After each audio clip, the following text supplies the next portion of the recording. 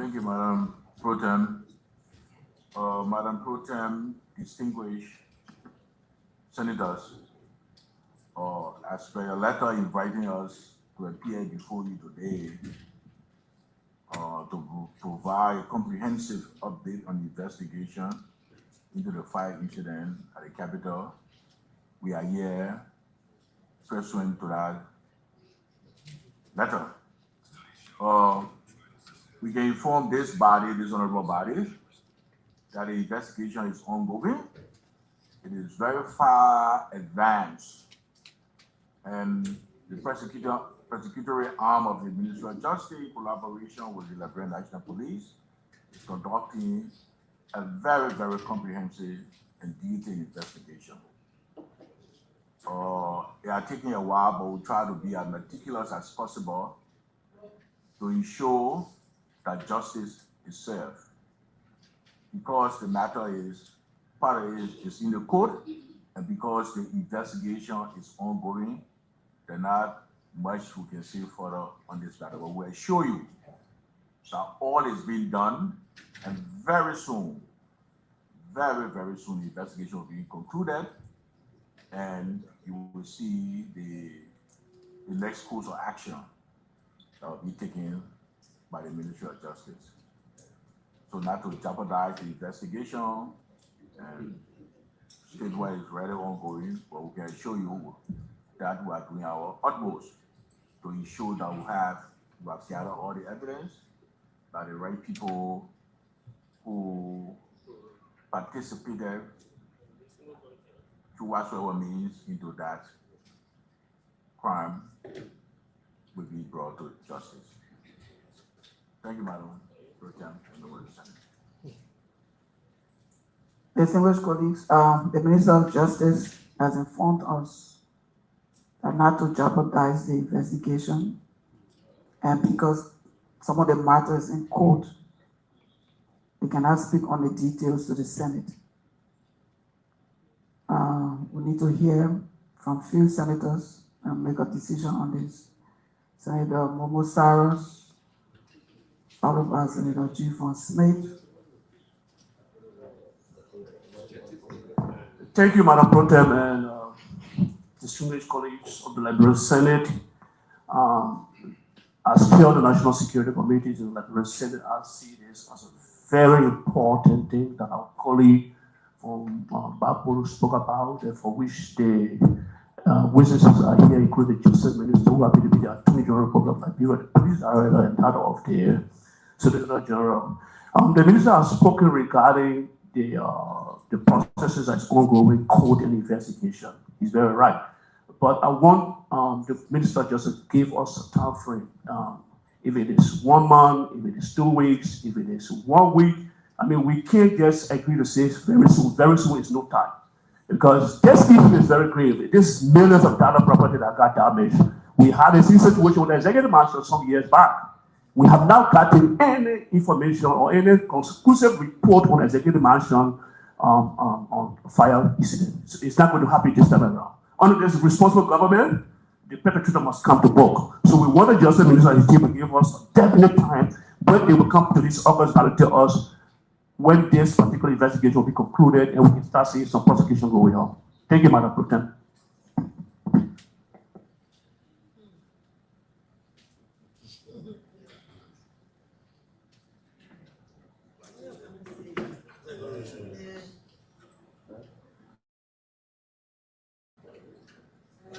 Smith.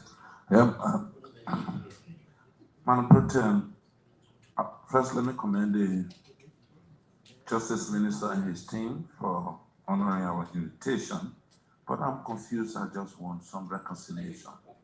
The Minister told us that investigation going on, and then I heard him talking about court. So how can investigation be going on and at the same time they say court? Because in my elementary mind, it is what comes out of investigation that goes to court. Well, how can it be on an investigation at the same time be in court? I would just want more explanation. The Minister, can you clarify that? Some individual that we have solid evidence on were charged. the under jurisdiction of the court. There are other individuals linked to the crime. So to conclude and conduct a proper investigation, that aspect is ongoing. So we do not have all the perpetrators. We want to have everybody together, then that investigation will be closed. Conclusively, as you investigate and the evidence lead, you have to follow the evidence. And maybe more people will be added. So we're concluding that as for the investigation. Thank you, sir. Senator Brown, followed by Senator Chib. Thank you, Pro Tem. It's just similar to what Senator Smith talked about. The minister said the investigation is well advanced. And at the same time, he said there are some people that are being persecuted for some other issues. I want him to separate so that we'll delve into the ones that are not in court yet. I want to know what is in court and what is not in court.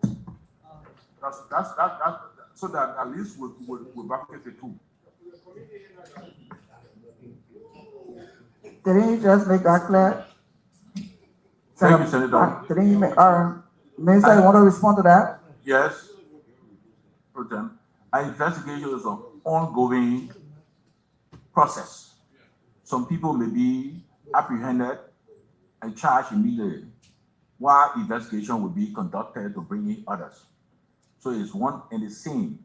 So some people have been charged already, arrested and charged. Others are being investigated. So until that investigation ends, other individuals. Yes. Thank you. All right. Senator Chib.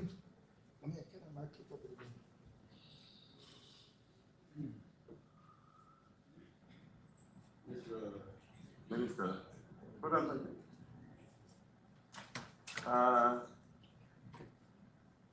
we agree that the investigation is ongoing, but you also agree with me that during the course of any criminal investigation, there is the kind of information that can.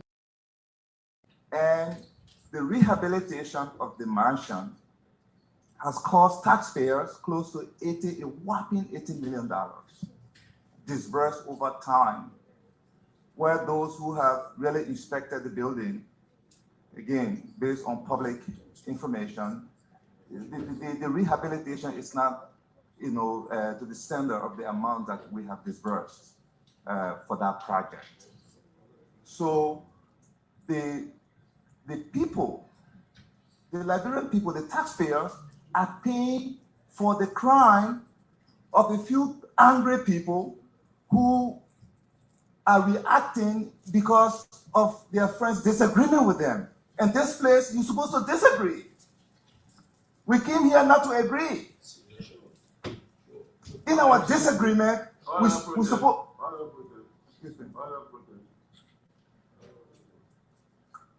Order from Senator Chib.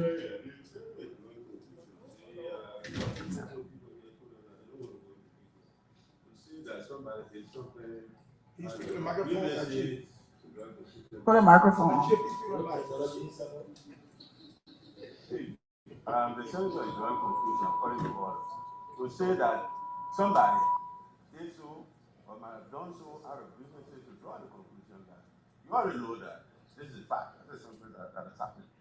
So they have told us that they are.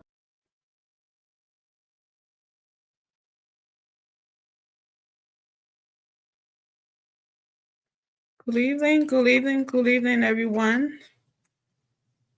Welcome back to the Nightly Exchange. Thank you for being here with us this evening. Again, we're back. And once again, like every evening this week, I apologize for the delay. We're just getting started. So we having some technical glitches, but we'll be here every night to Monday through Thursday to do what we came here to do for Liberia, Talk Liberia, the betterment of Liberia from every, different side of the table, where you sit, what party you support, it doesn't matter. Come on, watch us, and sometimes, we'll put a link down that if you want to show up, join us to talk about your analysis on Liberia, on things that the topic that we are discussing. You're welcome to do that. And sometimes we put the call the numbers on. You can also call us. This is all of our space to discuss the issues. It's not one person, or it's not a political or one party platform. It's an independent platform. We all here have our side, though. I'm not a journalist. I'm a talk show host. I also have my side. So I'm not doing a journalist one-on-one thing here. So don't hold me to that and say, oh, Emmy, you're the host. You shouldn't have a side. No, Emmy is not a journalist. Emmy is a talk show host. Now, why I have my side, I'm also balanced. I'm not because my side is there. So when my side is doing wrong, I'm supposed to sit here and say, oh no, it's right. No, that's not how I work. But yeah, thank you for coming. You can catch us on Liberia Watch News on Facebook and YouTube. Now, those of you who are having problem with the YouTube, we're fixing it. But I think when you go to Facebook, you definitely see us there, Liberia Watch News. Look for the Nightly Exchange. You will catch us on there, and yeah, so we can come in and discuss the issues that are going on in our country. And there are a lot of issues, a lot of topic that we're going to discuss tonight that is going on in the country. We're going to mostly be focusing on the legislature today, because most of the discussion is from that angle, from that house. So we're going to be focusing on it today. And while I sit here and wait for the guys, when they show up, we will be diving into. Oh, I see a few of them in it. There you go. Jalahu SB, and I see Soiree on here as well. So welcome, guys. We're here to gonna go into the topic now, since we have kept you within long. We're gonna start now, not to hold you any longer, to bore you. If you're watching, please share this show with your family, with your friends, in your, WhatsApp group and Facebook group, everywhere. Tell someone that we are on. The Nightly Exchange is on Liberia Watch News. Thank you. Guys, how are you doing today? Cindy and Soiree, welcome. Well, thanks for having us. It's good to be here. Oh, no problem. I'm glad we're back. Thank you. Thank you for showing And I up. want to say good evening to all well-meaning Liberian as well. It's always a pleasure to be back to discuss Liberia. Absolutely. So yeah, so for that end, sorry, we're gonna start with you on what's in your mind. So we can jump Well, into. thank you so much, Amy, for holding the ground. And it is not easy to sometimes leave what you think you have to give attention to be here. So I must appreciate you for that. To my brother as well, Jalahu. It is always, like I said, it's always a good thing to be here to discuss Mama Liberia, because we cannot be deported from Liberia. And if you cannot be deported from Liberia, it is obvious. Give me a second, please. Yes, did you Well, I agree with Soiree. So let me take it from there. Right. It's good to be here. I agree with Soiree. Liberia is our common denominator, so it's good to be here to talk Liberia. What's on my mind tonight, to start with, is first I want to now publicly extend my condolences to the Dawes family for the passing of the late First Lady Madame Nancy B. Doe, First Lady of the Republic of Liberia.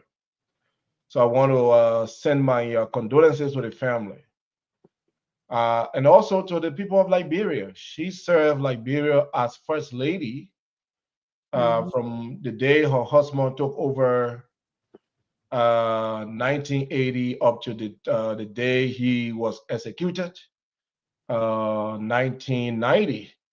So for 10 years of her life, she dedicated that to public service on not voluntarily. I mean, she was pretty much, it was imposed on her, after her husband took over.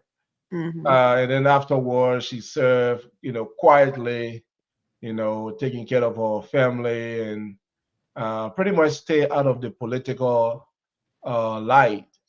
But her passing is something that all of us should mourn. She's the mother of the nation. And I want to urge the Liberian government to see reason to come in, to that family and give Madame Nancy Doe a befitting state burial. I want to add my voice to the many that are requesting for that. She deserves a state burial. The government needs to take charge of that. Same thing will apply to any first lady or any top government official, former government official that serve our country. Once we start to respect people that have served, there'll be more people that will be willing to serve with dignity because they know they themselves will also be recognized when they have served. So that's the first thing I have on mind. And of course, there's so many Cindy, things. 1 second. I know this is what's on your mind, right? But Yeah. what you said about the state burial caught my attention a little bit. Yeah. This woman was crying throughout few administrations for her just benefits, right? Yeah. Right, that belongs to her. Right. And this is something that she did not know of. The person who brought the conflict in the country, that she felt that had something against her husband, was the one who told her. And since then, it became a problem, right? So she was alive, and the country wasn't taking care of her, right? She was burning here and there. Is it important now that she dead that the country should take care of her dead body? I couldn't have a problem with that because we couldn't think to do that all the time. That the living is not really important. That the dead body we really take care of and something. Is that really important though? Well, listen, I get your point. It is unfortunate that what belonged to her and her late husband were not given to her when she was alive. You're right. I mean, you're right to put it. She even sued the Liberian government at one point to ECOWAS, Right. where she won the case to get her just benefit, and such benefit were not given to her. So that is very unfortunate.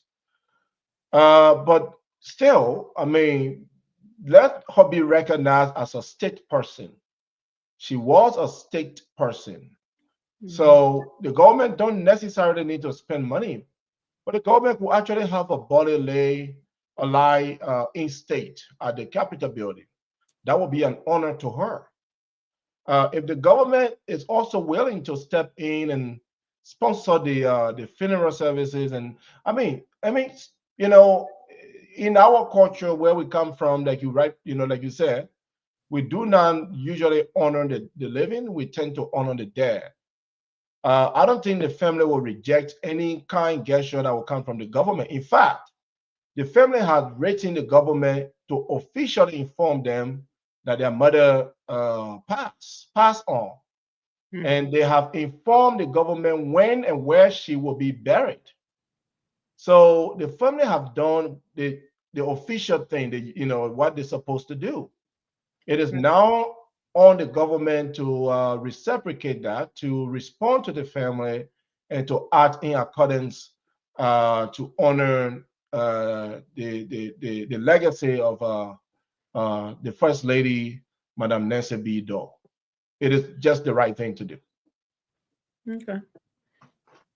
And what's your next thing? While we waiting for swearing. Well, I think that's really it. I mean, let's jump into the discussion. I'm here to talk about Liberia. what do you have for her? I mean, for us, host. Okay, so first we want to welcome our first guest in the comment section, Wilson Johnson. We need to drop this link for Wilson to come on and represent CDC on here. Let's drop the link. Let some people come in. Let welcome new folks. Yeah, and Comfort Small, welcome, Mama. Thank you for coming. And a lot of you that I can see that are not commenting, welcome as well. So Sandy, we're gonna start with the Ministry of Justice appearing before the Senate. Just sorry, are you back? You wanna? Yeah, I had a problem with my computer, so I had to switch to the phone again. Okay, so you just want to touch on what's on your mind real quick, or should we just jump in there? Yeah, I'm sorry for that. It's a little distraction. I got to put him in place a little bit. So I mean, it's always Liberia. Like I was saying, Liberia is the only country we can't be deported from. So if we have the time to discuss Mama Liberia, I think it's always a good thing. So I was scrolling through my phone, basically on YouTube. I saw some news, progress, and I saw some news that it's not in the interest of our people. So one of the progressive users saw that has to do with Liberia paying their due, basically from the maritime organization paying their dues to the IMO, which is consistent with law, that could give them that permanent or that respect in regards to how IMO recognize them on the seat. So it has been usually the trends of delay when it comes to paying due. It has been usually sometimes the due not been paying.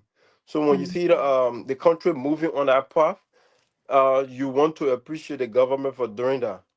But again, we come back to the bread and butter issue. I'm always concerned about that in my what is on my mind. It is you can do all of the best in Amy and Jalawu if the people are not feeding the bread and butter issue that will make their life a little bit smooth, because you have long term and short term goal. If the short term goal is not reflecting quickly, basically you can do all of the best thing, you will still see people complaining. So I hope the government can improve on looking at the needs of one. You talk about team process, monitoring team process. You can even give the last statement, but you have to get the monitoring aspect of governance has been our problem. So I think government needs to look at that. Like, we have more to discuss. We can get into the conversation. Thank you. Thank you, sorry.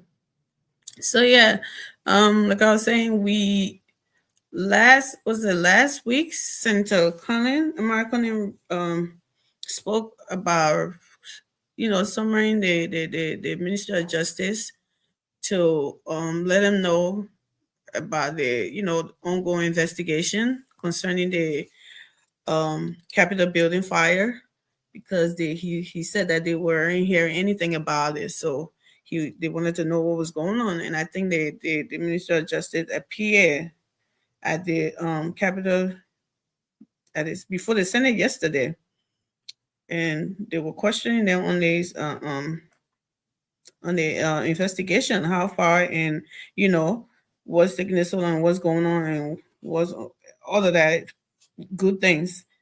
But the Senate actually told them that, I mean, the Minister of Justice told them that they couldn't, go into the kids. They couldn't tell them where they were or what they were doing, because it would jeopardize the kids, the investigation. They had some in court, and some they were still investigating, so they couldn't tell them much, even though there were a few senators that were asking about it. Senator Smith asked a question, and then Senator Cyrus and Senator Brown, they were all concerned about the timing. I think Senator Sarah asked about the timing. Since you can't tell us about the whole investigation, we understand, but what time frame can you give us, right, that this thing will come to an end and all of that? And Senator Brown and Smith was also asking about the confusion. How can you say it's in court at the same time you're saying that, investigation when you're supposed to take the conclusion of an investigation to court? And he kind of, I think, explained it to them that they arrested some people and they took them to court. They are there, but they are still investigating more, at us. So that this is where they are, and they cannot go deeper than that because they didn't want to compromise the investigation.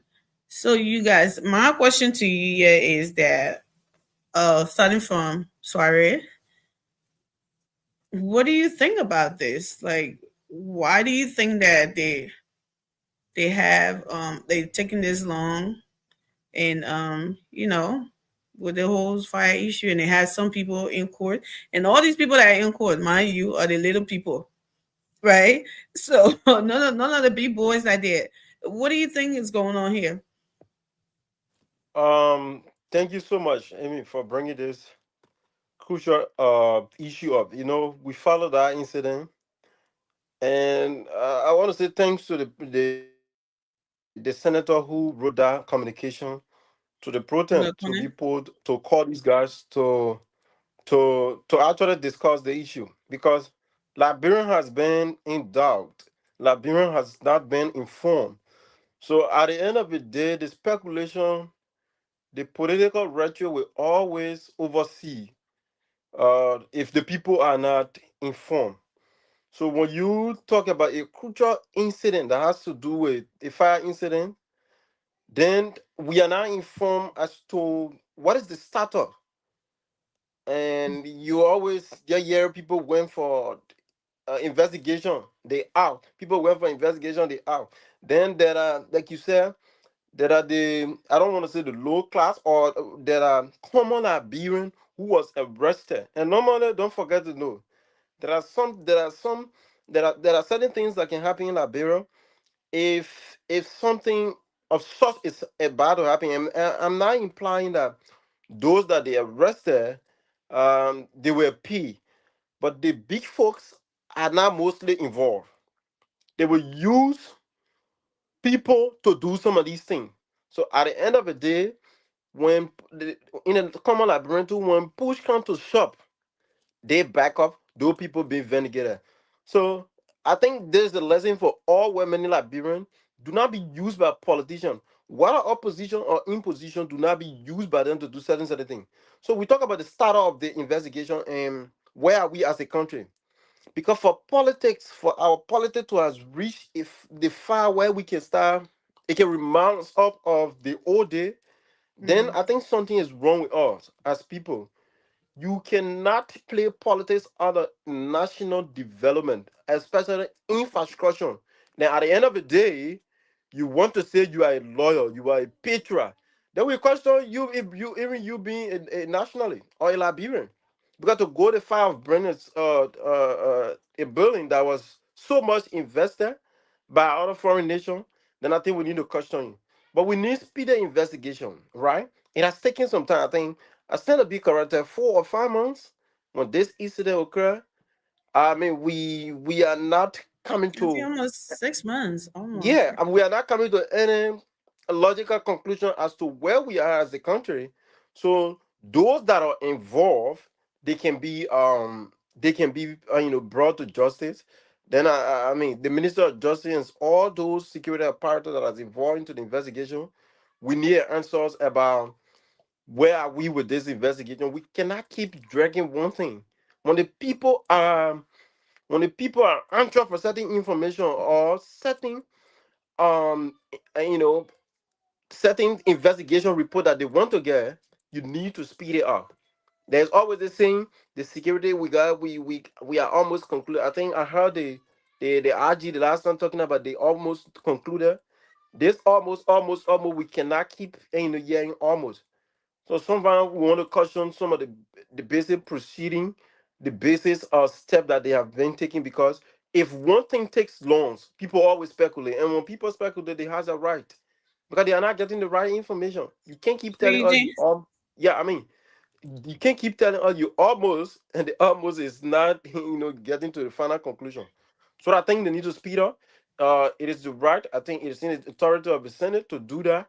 They have to make follow up with them. Why I say again, we are now reaching to the in a logical conclusion with the whole issue, because at the end of the day, Liberian we keep being dark if we can't get to where we are to get to as a country. Because if you are a country and people want to take you serious, some of these things should be speed up. So I think that's my thought on the issue. You think the Senate is afraid because, I mean, as they mentioned when they were deliberating that this happened with the executive mansion before. I think it was with Madame Eddington or whatever, and there was no conclusion to the investigation or something like that. You think they are afraid that the same thing may happen here? Yeah, because I mean, like I think once upon a time I said investigation upon investigation has been conducted in that country. We have not seen any logical conclusion to it. So I don't want to say afraid, but I think they are skeptical about the nature about this particular issue because it was very grave. It sparked up the attention even of the international community. If people Mm-hmm. are investing into your country and you just broken it down, then you're not serious as a country. We need to be serious in our country. Our politics cannot take all that far. What Absolutely. imposition or opposition involved? It was very reckless on the part of those that are involved.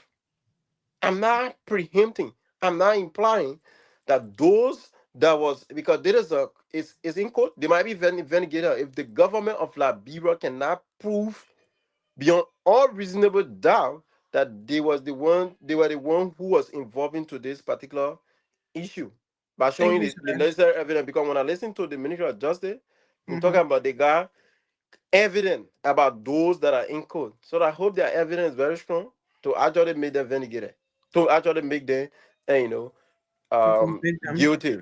Thank Mhm. you. Yeah, thank you. Sandy? Look, Mhm. on this issue, right? I mean, this is political at this point, and very unfortunately, uh, I think it's more political than legal.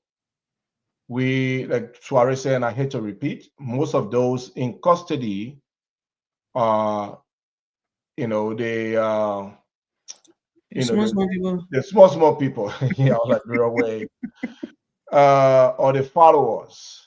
Mm-hmm. We've heard names of politicians, lawmakers that were called.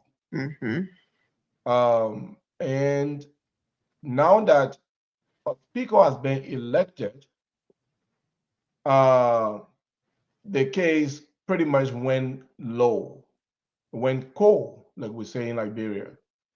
Nothing has been said, nothing is being done.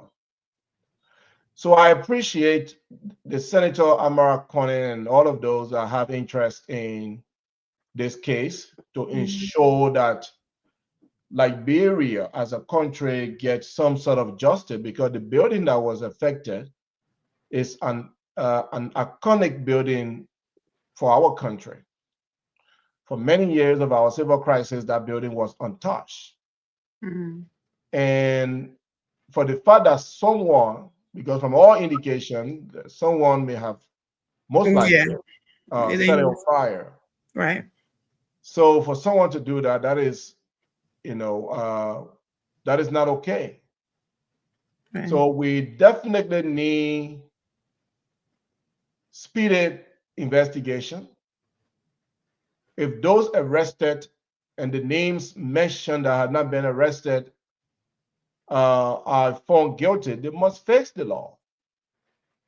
If they are not found guilty, then let them go. But this cannot end with the election of Rachel Kuhn as speaker. It Right. cannot end with that, with that. The burning of the Capitol building goes beyond Rachel Kuhn as a person, or Mm-hmm. go beyond the majority bloc. So I'm also very curious to know why the investigation has been slow. There was speed when this whole fight at the House was ongoing. It has some speed to it. But since the fight, quote unquote, ended, Yeah. we saw some decline in this, with this investigation. Cindy, do you think that this because that was my observation too, right? So I mean, just not to accuse anyone or anything, but you have some people, the birds are singing and the bees are, you know, buzzing. Do you think that some of these to go quiet on this and they were one of some of the you know lobbying that was done behind the scene, because we heard there were deals that were struck behind the scene for the whole thing to come to an end, from the majority black to the minority black. I mean, and we both are observing the same thing. Do you think anything like that has changed to Well, quiet down the investigation? I do not want to speculate, and I certainly do not want to accuse anyone Hmm. of negotiating or making such deal. Right. But if that was the case, if that is the case, I should say, then then the justice minister and the legal practitioners in the country must bring both parties to the law.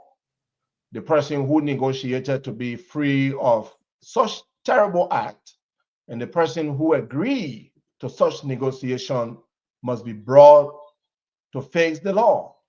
Someone cannot burn, quote unquote, someone cannot burn the Capitol building and then you come up to negotiate, or then you accept such negotiation.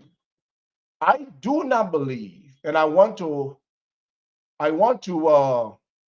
agree with Representative former Speaker Funati Kofa Hmm. that was never part of any negotiation.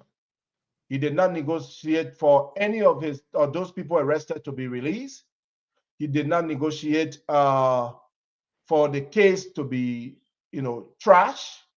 And certainly he did not negotiate to get any money from the government, except for what is due to him and his folks legally by law. He said that on Spoon. So I do want to believe that that is, his position, and his position is right. So then, I why do you think, like you observed that it was speed when the fight was ongoing, but after the fight and then it just went cold? What do you well, think is the problem there? again, I do not want to speculate.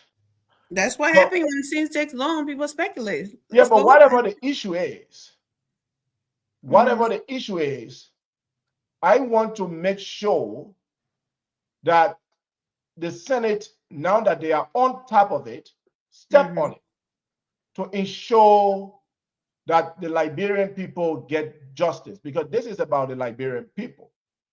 I want Right. to ask that they do step on this thing, get an accelerated level of investigation going so that we can get to the bottom of this. This cannot be one of those cases trashed. Right. If this is trash, then it send a negative image of Liberia outside there. That means Liberia is a lawless country. That's what Right. it's going to send. That means it will clearly say that then this whole thing was just to go after Speaker Funati Kofa. Mhm. And that's not the image we want to send out there. We don't want to send such image out there. So I still have hope that this case will be fairly investigated with no political intent, and that those responsible will be brought to justice. But here is the thing: the longer they take, the harder it becomes to bring anyone to justice, Yeah. for anyone to be proven guilty. We brought some expertise from the states to investigate the burning of the Capitol building, and their report basically could not clearly indicate or point fingers to any source. And it is taking long for us to get to the bottom of this. And folks arrested are also being kept in jail, which to me is not fair as well. If they are not guilty and you are keeping them in jail for this long period of time, it's not fair. I think there must be some bond. They must be taken out of jail until the government can provide proof, because the proof is on the government to provide. Until the government can prove that, yes, these people or anyone was directly involved with the burning of the Capitol building. Yeah, you're right, Cindy, because the minister said that they had proof when the senator asked him.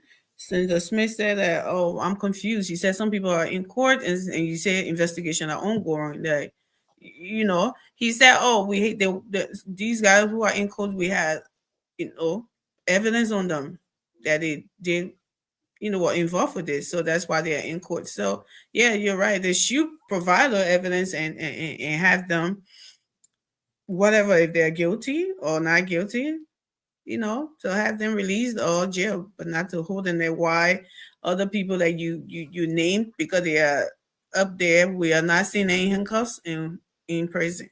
That is not fair. Yeah.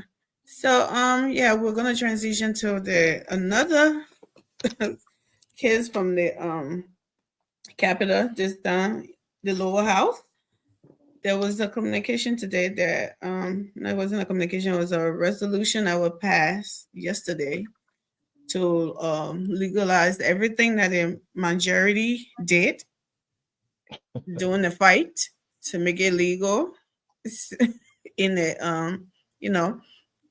so what do you guys think about this whole and people are talking that, oh, why is it being done like this, and was it not legal in the first place, so they're agreeing and this and that. So what is your take on it? Sorry.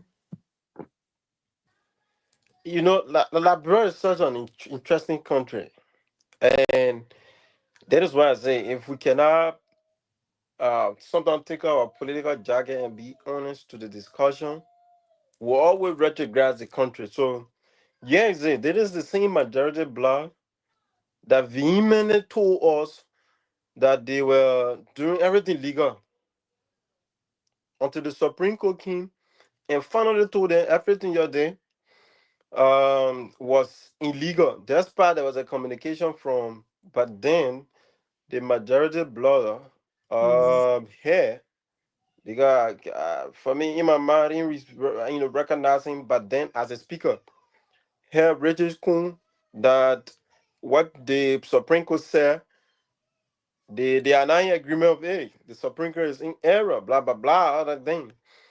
And this brings me to always when I say people should be honest and dishonest and sincere, I mean, to national growth. Because if you want to see our country make progress, I think you should try to be a respecter of the law. Any country that is always disrespecting the law, then I mean, what up from the executive, what up from the judiciary, what up from the house of, from the legislative legislators, it speaks volume to you not being serious. So like I was saying, you said all what you did was right. Then now you come in with a resolution to recognize that same thing you said you did was not right. So I So mean, sorry, could it be that these people said that, I mean, people are crying, the country, everybody was saying, oh, everything they did is not right, was not right. Could it be the reason why they are doing this now, to try to quiet everything down? it's just the reason you're taking shame from their face. I don't think, because everyone said what they were doing was wrong. So basically, like I was saying, right? If you thought in your mind, but then what you were doing was right, why come out with resolution to say, okay, what we're doing it was illegal? So can they return all of their pay back? in a common sense, can they return all of their paper and say, okay, That's why they let did us a be resolution to make let us everything be legal.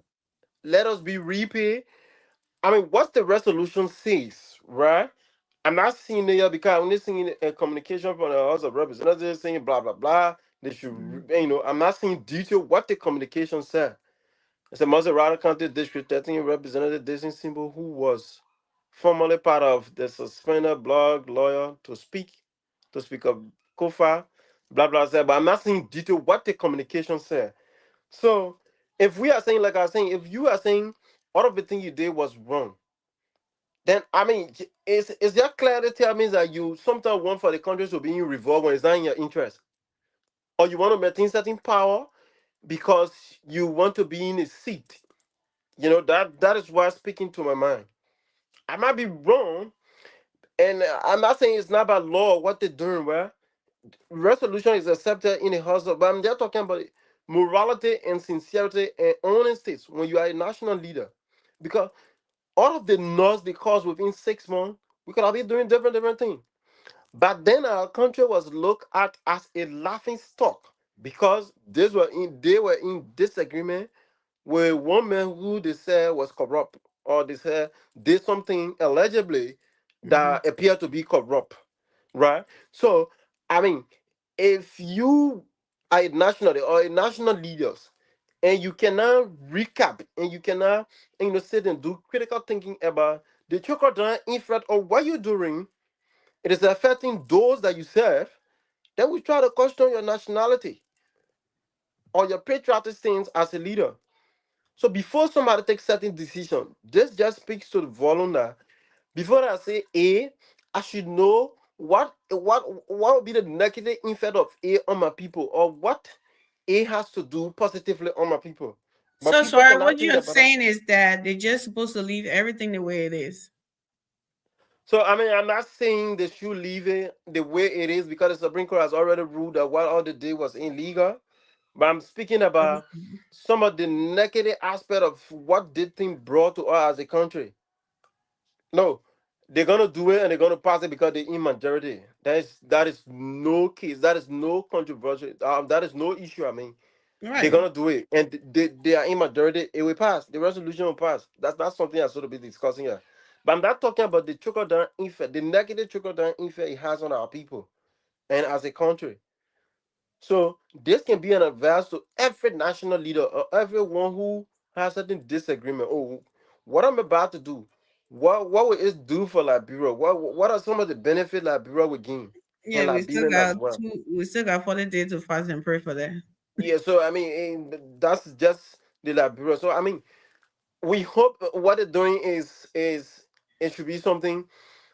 It should be something that they should learn from, because if you come in to correct what you did, they say always mistake is something that you should learn from. But if you kind of repeat that same mistakes, I mean, that means you don't want to learn and you just want to be part of the usual Liberian politician who will just come to say, okay, oh, I want my people to be liberated or transform, but only overall they're there for themselves. And I think our people need to Yeah. think beyond who they bring to power. That's the overall goal. Yeah. Thank you, sorry. Cindy? Look, when I saw this today, I felt so sad for my country. Yesterday, I was here excited for Liberia, and then I came across this So there you go, sad. today, and it just changed my spirit. You know, this is not something that we must joke with. This undermines the judiciary process of our country. The Liberian Supreme Court, Hmm. under Article 65 of our Constitution, is the final arbiter of legal disputes. And the court rulings are binding on all branches of government. The court declared very clearly that the House's previous actions are unconstitutional. So the passing of their resolution today, or to legalize what the court has already deemed illegal, effectively undermines the rule of law and violates the principle of checks and balance. Cindy, I'm confused. If these people have gone back, they cannot go back. Like, let's say the budget, right? They cannot go back to take the money from the Supreme Court that they give to the judiciary. They give to the executives. They give to this. They give to that, right? These were the same. They already have the majority. Even if they were to do that, it would just be a waste of time. They would still pass it. So the Supreme Court saying that it was illegal, and then they came back and passed that resolution because they had already done it to make it to legalize it. What is the problem there? So you cannot legalize what the court have already said is illegal. You cannot go ahead to legalize that. So your advice was for them to undo, to I'm not asking them to undo anything. You do not have to, but the court ruling stands. To go and betray the court rulings and try to override the court ruling is dangerous. Is that what you saw this as? Overriding? That's what it is. That's what it is. That's exactly what it is. This is an override of the judiciary branch of government decision or legal verdict that what you have done is illegal. Then you went back and say, let's legalize it. So how do we correct the court ruling, Cindy? You do not correct the court ruling in this case. Just leave it as it is? Yes. How is that any better? I mean, let me flow. No, because I'm confused. I can't flow. Let me flow. It is not the responsibility of the lawmakers to override the court rulings. That's not their role. The court said what you have done is illegal. The court is not telling you go and take back the budget to the executive. The court is not saying that. The court said your actions were illegal. As the House, continue your operations.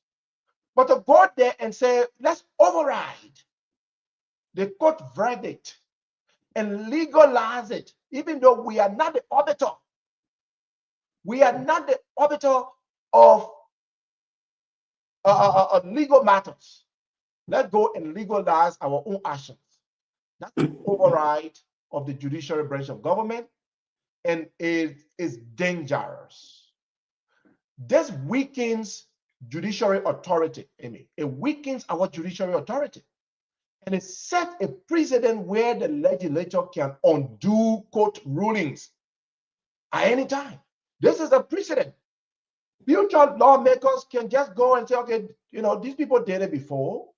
Let's undo the court ruling at any point. What that does is it presents a hallmark of legal instability. Legal instability. That's what these people are presenting. Look, this move today is a restoration of the very instability Liberia has tried to move away from. Some of the reason we experience the brutal civil crisis is because of things like this. We disregard other branch of government. And this is what we're trying to get away from. It tells Liberians and international observers that our country is still struggling with the basics of constitutional order, that we still do not respect constitutional order. In fact, let's just trash the entire Constitution. If the Constitution, Article 65, gave the court that authority, and you come to override their decision, just trash the Constitution. Look, today I saw that public trust has been eroded. What we are asking now, citizens, and I'm sure I'm not the only person asking this, why follow the law? Why should I follow the law? If the lawmakers don't, why should any Liberian follow the law when the lawmakers do not respect the law? Because they don't get punished, but the innocent Liberians get punished. Well, that's how countries like Haiti ended up to where they are today. You do not get punished, but you cannot punish million Liberians when they come up to, to rise up and fight you. What can you do? If Liberians get angry and come up and say, we will not respect the law, we will do our own things, what can you do? That's why you go to a country like Haiti today, and it's being ruled by gang members. We reject that. You cannot just reject that verbally. You got to speak to the ill performance and the ill actions of your leaders. Oh, yeah. What happened today is embarrassing. It risks weakening Liberia's global credibility. We just got elected, man, to the Security Council. Then our lawmakers are overriding the Supreme Court rulings. Thank you, Sandy. Liberia's global credibility at a time when we are trying to assert ourselves on the international stage. We're still celebrating, right? So let me end this. Let me honor this. Their resolution today is unconstitutional, is illegitimate, historically regressive, and it's politically short-sighted. Stop. What they should have done was to respect the Supreme Court rulings. They can take back some of their actions that were deemed unconstitutional. They could even repass legitimate measure through proper and lawful process. They failed to do that. They failed the Liberian people. They put us on the international stage negatively, and we all must rebuke them. Thank you. Thank you. Welcome, Brother Conaway. Are you there? I'm here. I'm listening. Okay, so you want me to join into the conversation real quick, eh? Yeah, if you've been listening from backstage, right? Yeah, I've been listening, and tonight I didn't want to come on, but when I hear my brother Sandy, expanding this conversation, I thought to come and contribute to the conversation tonight. Especially so with the second topic that you are discussing tonight, that has got to do with the quote unquote fiasco, I would call it, resolution that was passed today in the House of Representatives. Mm-hmm. Look, as a Liberian, when the guys were doing that today, I went back to the ancient text that says, where there is lack of vision, the people perish. Liberia is endemically corrupt. Liberia has not have a leader that is ready to move that country from the dungeon of abject poverty to a place where we can appreciate. And we will not get tired talking, some of us. No. We will keep rebuking this group of criminals that we elect over and over and over again to our national cake, to take care of our national cake. The guys don't care about the ordinary people. But let me just speak to the issue real quickly before we transition. There's two things happening here. Number one, politically, I think Rachel Kuhn going to have serious problem in the House of Representatives. How? This resolution clearly tells us what they intend to do. They intend to make sure that the issue of check and balance does not hold anymore. Because the president, remember the president's speech in his acceptance speech of the court ruling, he said he was going to work with the majority. We also have Rachel Kuhn on tape to be a regime speaker. So he will do whatever it takes, even if that means breaking the law. He will do whatever it takes to please his master. That's not the kind of leadership we want. That's not the kind of leadership we want. We want a leadership that is accountable to itself. So are you telling me now that the House of Representatives will be controlled by a group of gangsters who group themselves together? Any whatever they want to do, that what they will do, they will not listen to what the Supreme Court says, because it is a sin Supreme Court that they ran to. But I am not surprised. I mean, I am not very surprised by Richard Kuhn's action. This man rejected the Supreme Court ruling. He rejected it.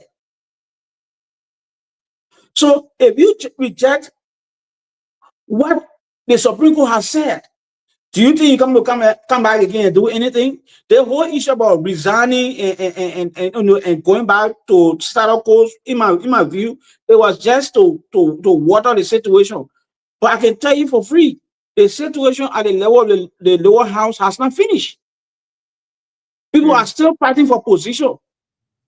Rachel Kuhn has not been able to materially and powerfully hold on to the power in the House of Representatives.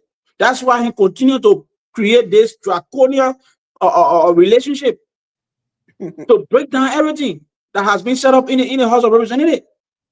But I don't blame Kuhn. I do not blame Kuhn at all. If the president has stood up to this nonsense, we wouldn't have been to where we are right now. I'm telling you. I'm telling you now. On the second phase of it, this decision by the House of Representatives to pass a resolution to uphold what the Supreme Court has added or ruled upon, it just speaks of putting our country to a place where we will not be respected anymore. Let me borrow the word from Cindy. Anywhere where there is no rule of law, it leads to chaos. See what is happening in Haiti. See what is happening in Haiti. See what is happening in countries like Myanmar. We don't really look at what's going on in Asia, but at the same thing, corrupt government, military government just take part in Myanmar. They just making people to be refugees in their own country because no rule of law. We killed 250,000 people because of this same thing. Why don't we learn from history?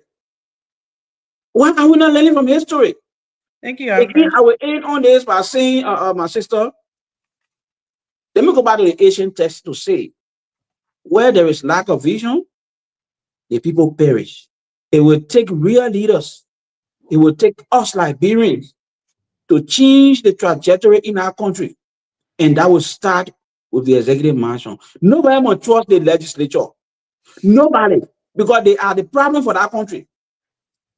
Thank you. If it left with me alone, we will take that whole legislature and throw them away. We will not have no legislature. We'll just deal with the executive and the judiciary and see what happens. Because the people that we elect over and over the go, they don't do anything. They only after what they can get. Their instant gratification is killing this country. It's killing this country. So I'm gonna come in with my own point on this, right? I told you I'm a talk show because I'm not a journalist. No journalism 101 here, okay? So they actually have my side. So let me say this. I'm gonna come from a different angle on this one, right? I know you guys are saying that. My brother Cindy's saying this action is overriding the Supreme Court ruling. I don't see it that way. Because the same Supreme Court told these guys that everything you have done is illegal. Go back and do it the right way. So if they are going back to do it the right way, why are we calling it overriding what the Supreme Court ruling is? That is not it to me. To me, they like from the election part too. So are we saying that Richard Kun could have just stayed because his group elected him as speaker? He could have just sat there and said, "I'm already speaker anyway." After Fanati Kofa resigns, he's supposed to just sit there and say, "I'm speaker anyway." Or that's the same thing we were saying, that they should have the election and have the right way. They should do it the right for people, his colleagues, to vote him back in the right way. So if they are going back and having a resolution to do everything the right way, why is that? To me, I've seen it as listening to the Supreme Court. I'm not seeing it as overriding what the Supreme Court has said. And Supreme Court said it was done illegal, and so we just want to be operating on illegal stuff. Then it's like do it the right way. So this is what I see happening here. I don't see it being or the disrespecting the Supreme Court, or to do. And by let me go first. I forgot to quote another Asian text, right? That said, life and death lies on the tongue, because the Bible. So when I hear people saying stuff like this about, oh, we're not going to be hit these by the grace of God, we're not going to be. So I know people want to compare with this and do all of this, but whatever you say from your mouth has power. That's why when I say I rebuke it, don't tell me stay actually something. Yes, I rebuke it in the name of Jesus. We are never going back to those days. Yes, we should speak on these people's actions, illegal actions, and bad wrongdoings in our countries. But to be coming back to comparing us with countries that are in wars, or taking us back to the dark days, it kind of, it rubbed me the wrong way when I hear stuff like that, because I believe I first said the Asian code. So yeah, so like I said, I don't see it as disrespecting the Supreme Court. I see it as following what the Supreme Court says. That's why Speaker Kun is going back and doing these things, because they say if we asking them to do it, to go back and take every money and take back, they can't do that because the budget has been given out. They had some of it. They cannot get, and they already spent it. They cannot get those things back that they are already done. So there's no way. The only thing you can do is to write a paper and make it legal.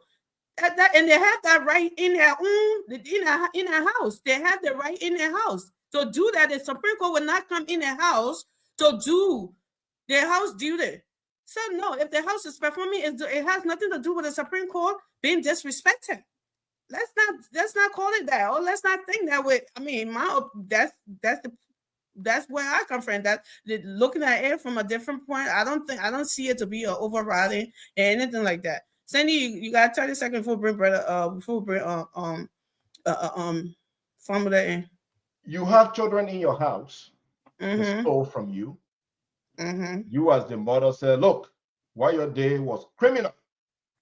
Right. The children got together and said, look, let's come and sign some resolution to tell our mom that what we did was not criminal. Come on, Sandy. You know that's how it works. No, that's it. They are not respecting the Supreme Court. The Supreme Court, they are not going by what they did. I mean, I want you to understand this. What they did was not to respect the Supreme Court. The court ruling has already been passed to say what you did was illegal. What they did is defiance. What they did was to say, okay, let's come together and make this legal. Just go back and undo it and do it the proper way. Isn't that what the Supreme Court says?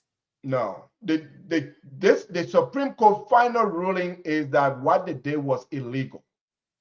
Okay? What you did, your actions were illegal. What they did today is defiance. Basically trying to say that the Supreme Court do not have any authority or to rule in this case. They are basically overriding the Supreme Court. Sandy, one question. If you think if that's what they were saying, they would even do anything at all with what has been done, if they say the Supreme Court don't have any action? They're trying to create a good image. They're trying to create an image to the public. By listening to the Supreme Court. No. What they're trying to do is to create an image that what they did was legal. That basically they have the power to do whatever they want to do. That's the image that they try to create today.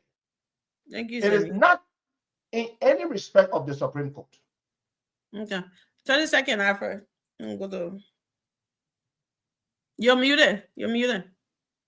Let me also take it from another angle. Their action today was squarely saying that the Supreme Court does not have the authority to even question the action that they carry out.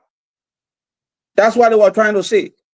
Another thing they were trying to say there is that the political action that they took today, the political action that they took that led to the rigmarole and the burning of the Capitol building, the judiciary or the Supreme Court has got no say in terms of checking their action. That's what they're trying to insinuate. And we are saying, no, that is not a good picture. The optic does not look good. The mouth is not mathing. Because you know what? When you do that, you lose public trust. That's what happens if you do that. Sorry, 30 seconds.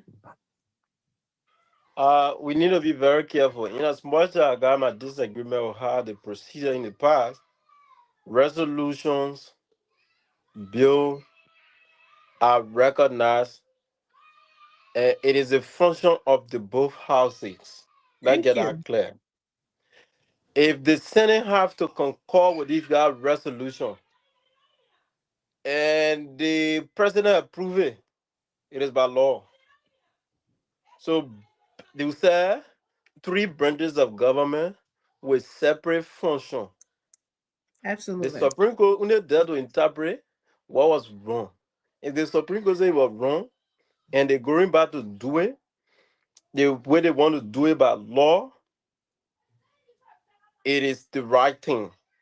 I'm in disagreement with all of their procedure first as regards to the removal of Speaker Kofa, former Speaker Kofa, and some of the business things that happened to our country negatively. But resolution, bill, in concurrent, both houses concur, approved by the president, that law. You can't argue about that one. Thank you. Pamela, let's hear you, brother. What say you? Were you listening from the back? We as intellectual, we don't have to listen too much. We already know. Know. Once I see Alfred taking strong stand, I already know. Okay. So, well, look, it is always good that we have this kind of a conversation, and it's necessary that the House, in their wisdom, I don't know whether people think that decision in the House is just done out of the blue moon. The House and the leadership is also spending a lot of money on consultation, on they're also spending money on a lot of advisors to guide them. And if having listened to all of the information gathering what happened, especially from that June 3rd situation, where they have especially yesterday, basically I think that action took place yesterday, where they tried to legitimize all of the legislative action taken by the majority black. And look, Amy, this resolution was introduced not just by anybody. It was not introduced by the majority black.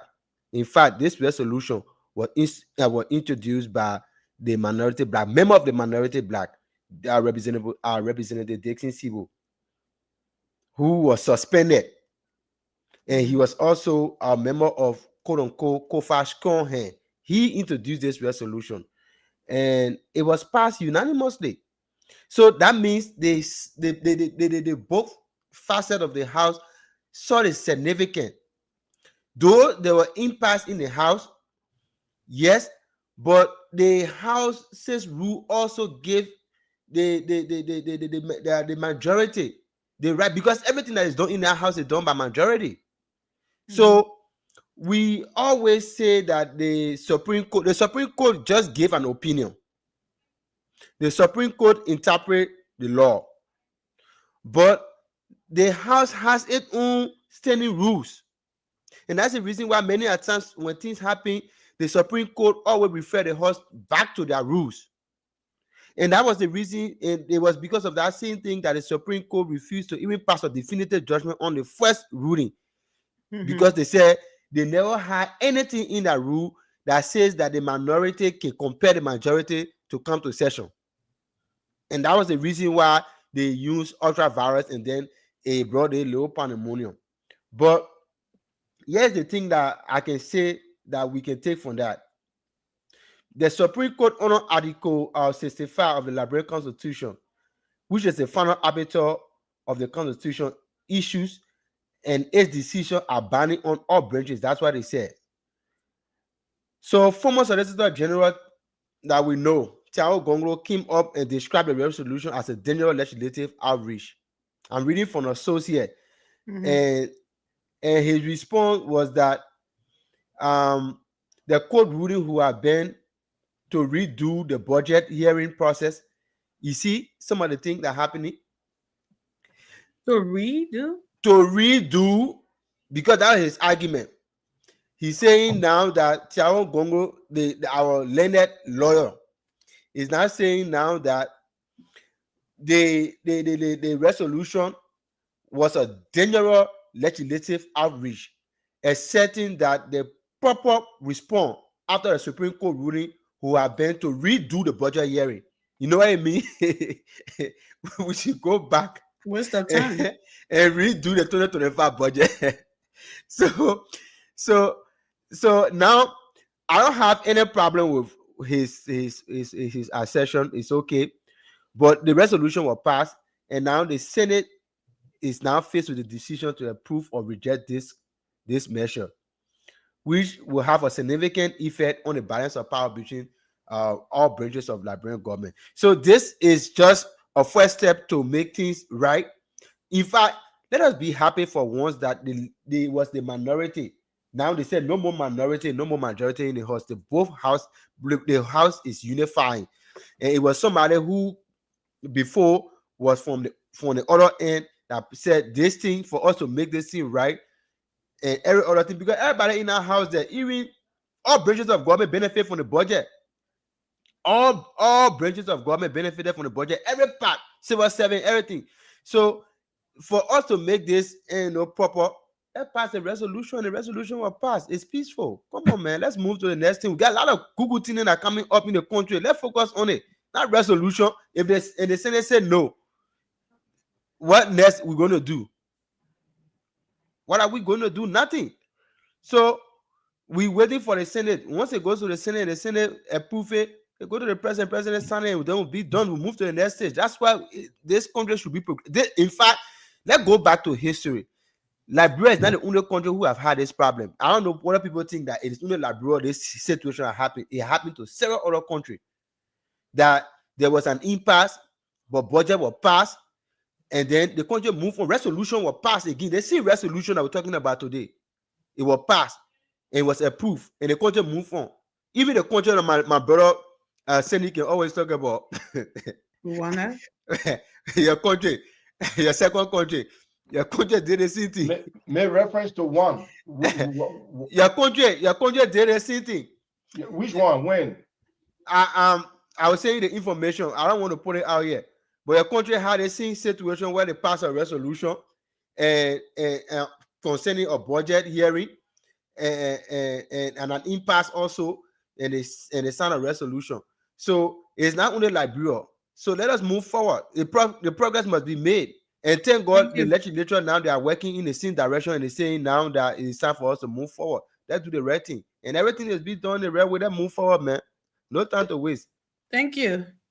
Are you talking about a big beautiful bill? That what you talking about? But man, you already know the information. We're not going to dress around it. So they already passed. I got open Socrates and leave on you. Yes, let's go. Look at Anthony. Wait a minute. Anthony is asking me. before I go for Anthony asking me, is somebody still so that me I must steal? Pambula is comparing us to a country that is Hey, not God. democratic. Pambula is saying we should trash the constitution. Oh, Yeah. but may I rest my case, yeah. Let's move forward. No, That's but only that's the what members you are said. You said we not democratic. should No, trash the we're not constitution. moving forward. The fact of the matter here is that your country has not demonstrated enough. The Amen. democratic tenets that we wish that they would demonstrate. Okay. Everything that is done as at the level of the legislature is always centered around some kind of corruption. And that what we are seeing that we need to move away from that. Let us be serious for once. We agree. So no, not that you be agree. I mean agree. That's what I mean. I hope you We know the position of our host. We will whatever. we will attack you here as well. I told you I'm not a politician. I'm not a journalist. I'm not doing journalism 101 here. Okay, I have a side. We will attack you. We know how to attack you. Whatever. So yeah, so let's move on to the next topic, guys. We're back into the Senate. So the same yesterday, I think. There was another communication from Senator Creighton Duncan, asking to the Senate to revisit the Firestone concession deal. So I know a lot of us Liberians have been concerned about this, and the deal that previous presidents or before we were born that signed, and then our Oma came and did even the same worse, bad, or whatever you may call it deal. And the leaders not comparing these people to not do, treat our people right, to not do what is right in the area that they even occupy in the country, in the workers, the way they treat them, and they are just there, not caring. I don't know if there's a labor law in Liberia, but I see people complaining from the companies treating them however they wanted to treat them, and as though no one is there to check them, to regulate them or anything like that.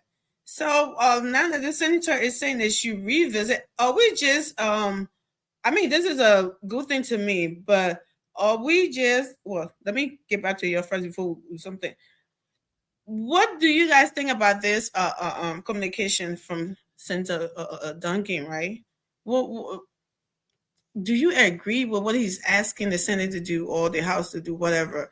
And what do you think about it? And what's in it for our country? And I will start with you, Alfred. You are muted. I really don't know what was his concern in terms of the Firestone agreement. I don't know where he's coming from, but just looking at his presentation with regards to the concession, I don't really that matter, but I don't know if I can. Well, I think if you play the video, it will give me a more insight as to how to discuss the issue. Because I don't know whether he's a freshman senator or he's been there for a while. Because that will give me a clue to actually address some of the concerns that he raised. But if he's a freshman senator, then I will forgive him to say that he wasn't. I will forgive him to say that he wasn't there when this concession came on the floor and subsequently it was passed. Right? Recently, I remember the Firestone agreement also came on the Senate floor. There were a whole lot of public hearing on the Firestone agreement. And that means I stand to be corrected. I think the agreement this time around, instead of 99 years, I think it was reduced to 25 years, I believe. I don't hold me on this. But from 99 to 25? Yeah, I think from 99 years to 25 years. Because when William V.S. Tubman gave the concession to Firestone, they gave it to them for 99 years. Right. So that 99 years finished, I think, somewhere in 2015 or 16, I believe. In 2017, they started talking about reducing it to 25 years instead of 99 years. So I don't know what was his concern in terms of the agreement, whether Firestone is now living up to its corporate responsibilities.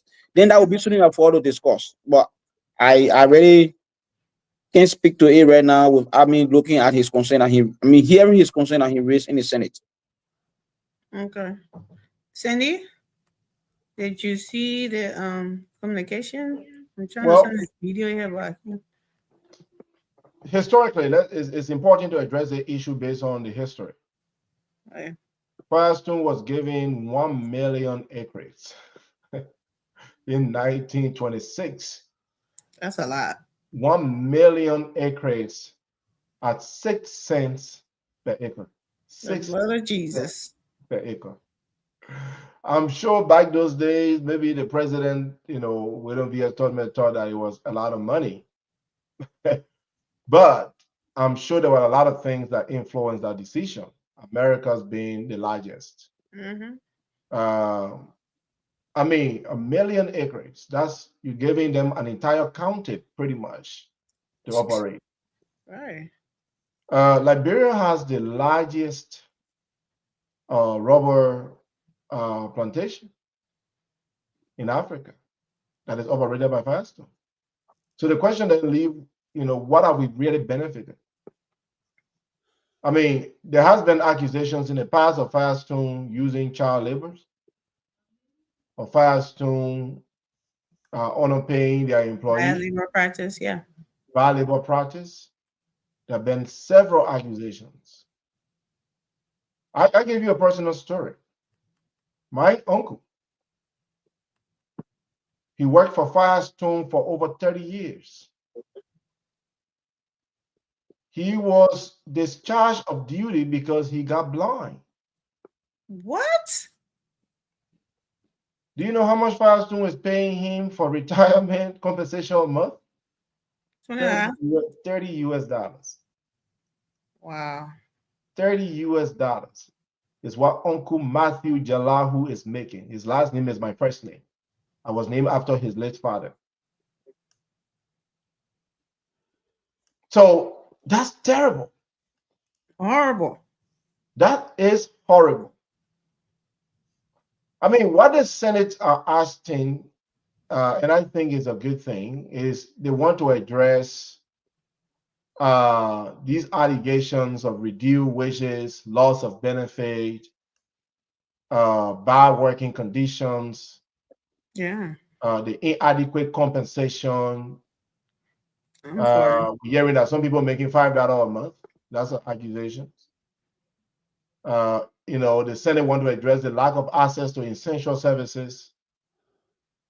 We are hearing that some people, contract workers, do not have access to housing, to education, to medical care. And again, like I said, unsafe work environment. There's a video that came out, I think it was last year or so, a guy was killed in one of their machines. He was operating, he fell in the machine, and his whole body was, pretty much broken into pieces. And that same Firestone. It is the same Firestone where many years ago, I think it was around 2007, 2008, I was staying in Liberia when a Liberia girl was forced to sleep with a dog. A dog bit her and killed her. That same Firestone, from the same Firestone company. Here's the thing. Firestone is one of the richest companies in the U.S. Every corner you go here, they have shops. They have their mechanic shops selling tires. And whenever I see those tires, I think about Liberia. I think about my people laboring to produce those tires. I must say, though, not much will be done with Firestone. Unfortunately, not much will be done with Firestone. As long as the United States hang over Liberia, we can do nothing with US-backed companies. We cannot really do nothing. ArcelorMittal, that's the name of that company. It's also US backed. All right, Sandy, for the sake of, our And audience, and let me disagree with my brother a little bit, please. 1 second, Alfred. For the sake of our audience, let me play this video Okay. of from the Senate.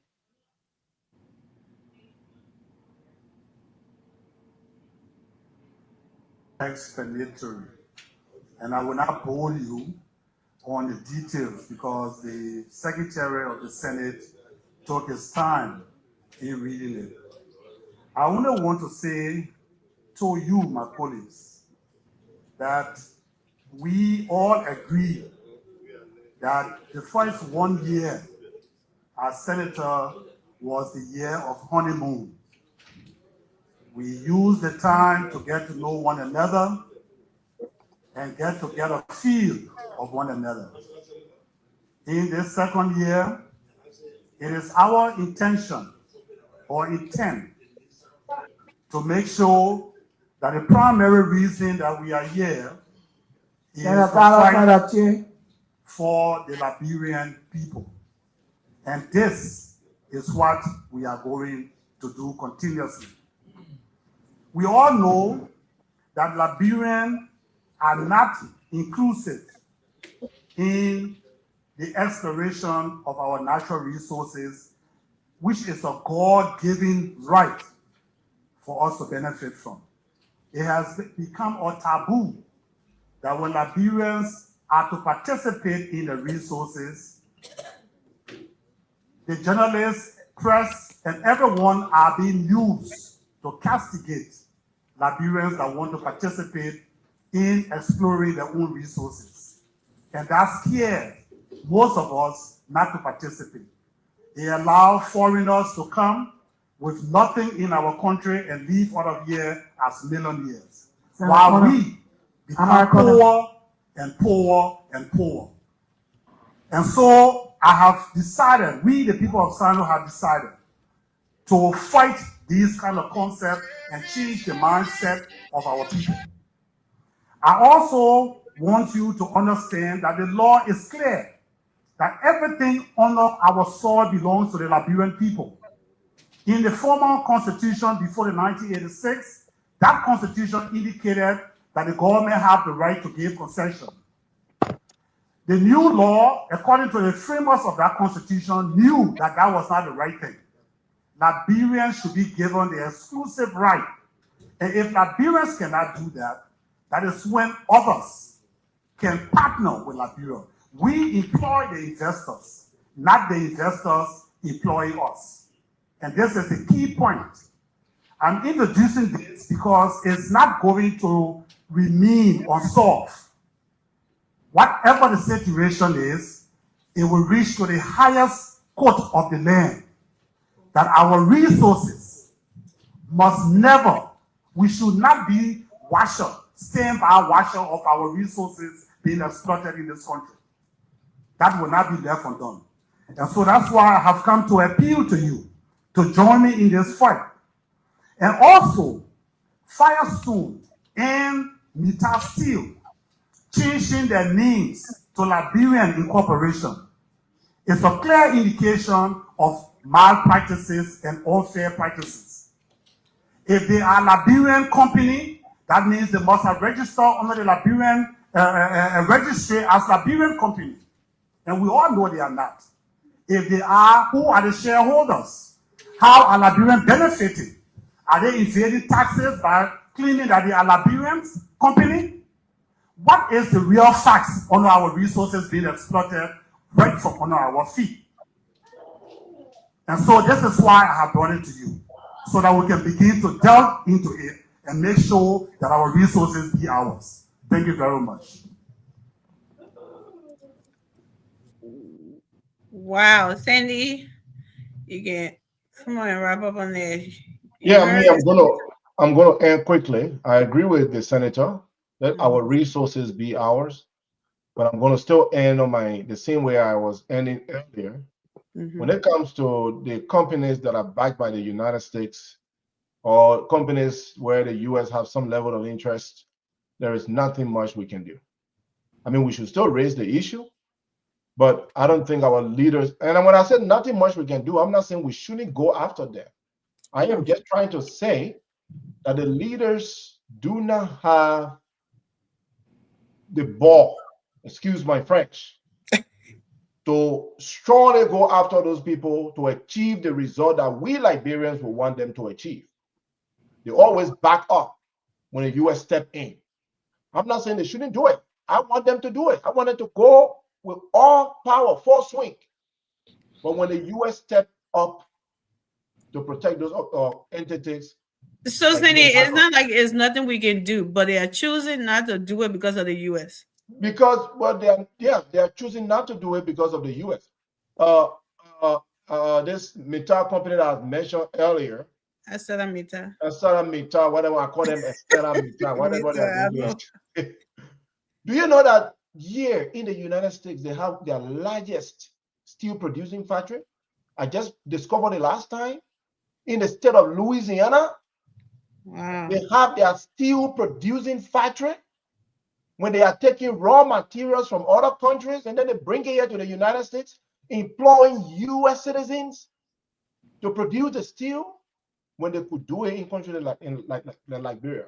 Then you wonder why they misbehave anyhow in Liberia and they go free. Oh, in here.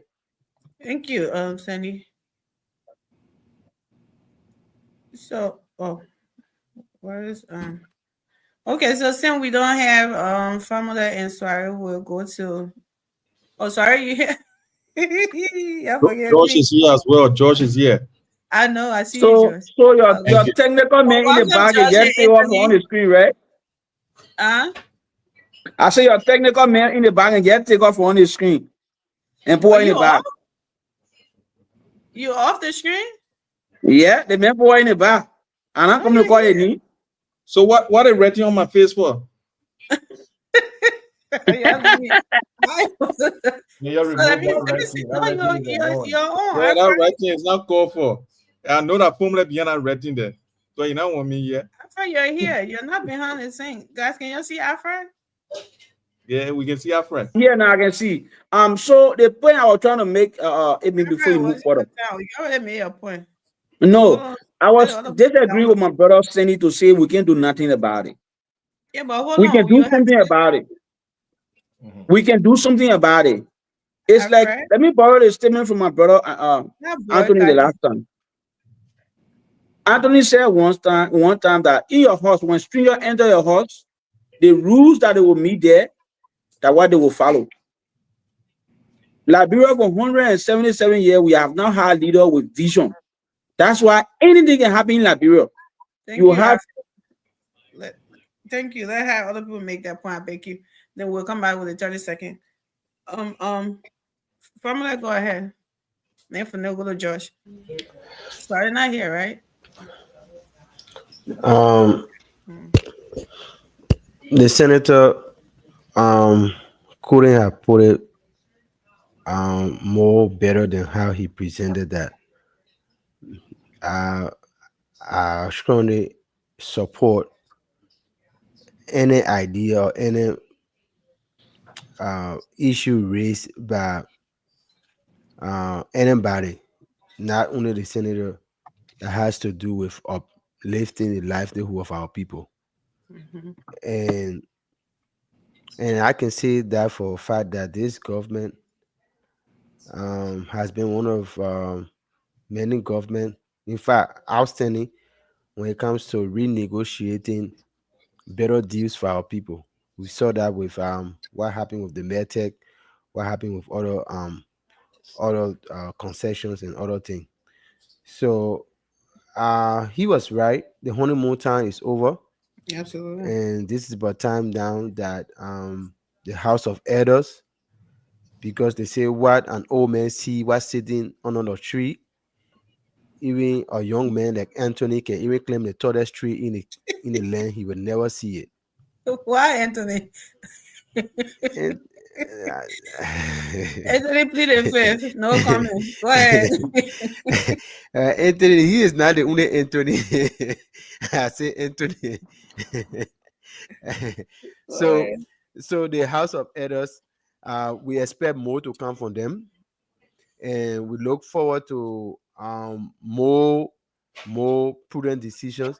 I mean, there are many more things that have happened in the past, and not only Firestone. Yeah. There are many other companies in our country over there who have enriched themselves at the detriment of our people. Many of the extraction points in our country, the people who live in those areas are the poorest that you can ever imagine. It's almost like the place has been cursed. Get how our people used to think that they say if you get diamond, it requires blood before you extract it. So it's almost like you get the resources, and the everyday balance in Liberia, what they say, the dump truck build the mansion, but it cannot pass in from the mansion. That's how the resources is like with our people. Our people owns the land where the resources are extracted from, but they are not benefiting from it. The countries are the poorest, right? So they become they are poorer, and every now and then they have tend to beggars in their own area. So there are many other things that the government can do, and that's the reason why we should come on the kind of a platform and continue to challenge our government and continue to encourage them and push them to the fire, to the edge, so that they can do more for our people, because our people always deserve better. They deserve better. There's no politicking about that, and we cannot overemphasize it, because this is something that everybody see that concessions have been very bad. The labor practices in our country has been very bad. There are weak enforcement and follow up on many of those social corporate responsibility, and we have had information that there are prominent people among our people who goes to the concession area and take things on the table and downside or downplay the interest of our people. We've heard that lawmakers go to places and they receive gifts gratuitously, and just so that they cannot put pressure on them, so that they can fulfill their promises to our people. We know that. So the step taken down by the House of Senate, this is something that we welcome, and we need more from them, because they are the House of Elders. They should do more. There are many other laws, not only concerning Firestone. There are so many of them in our country. There are other people there who are even operating illegally. So all of those things, they have to go back and revisit it, and we think that our people deserve better. Thank you. Thank you. I'm sorry. Well, thank you. I'm sorry that I keep going coming because I have some issue with my computer. But I mean, the usual thing about concession in Liberia, usually we want to go by the lower house to the lower house and the upper house. I mean, because they have some level of authority when it comes to their function. So usually you will always talk about social development fund or county development fund. On the overall, there are agreements that are made between they and those companies, and what the county will be getting. But you come to the effect aspect of it. If they are to get some of those county development fund and the basic social development fund for a county from a basic concession. And before I proceed, that is why you see most of the guys want to be on committee, right?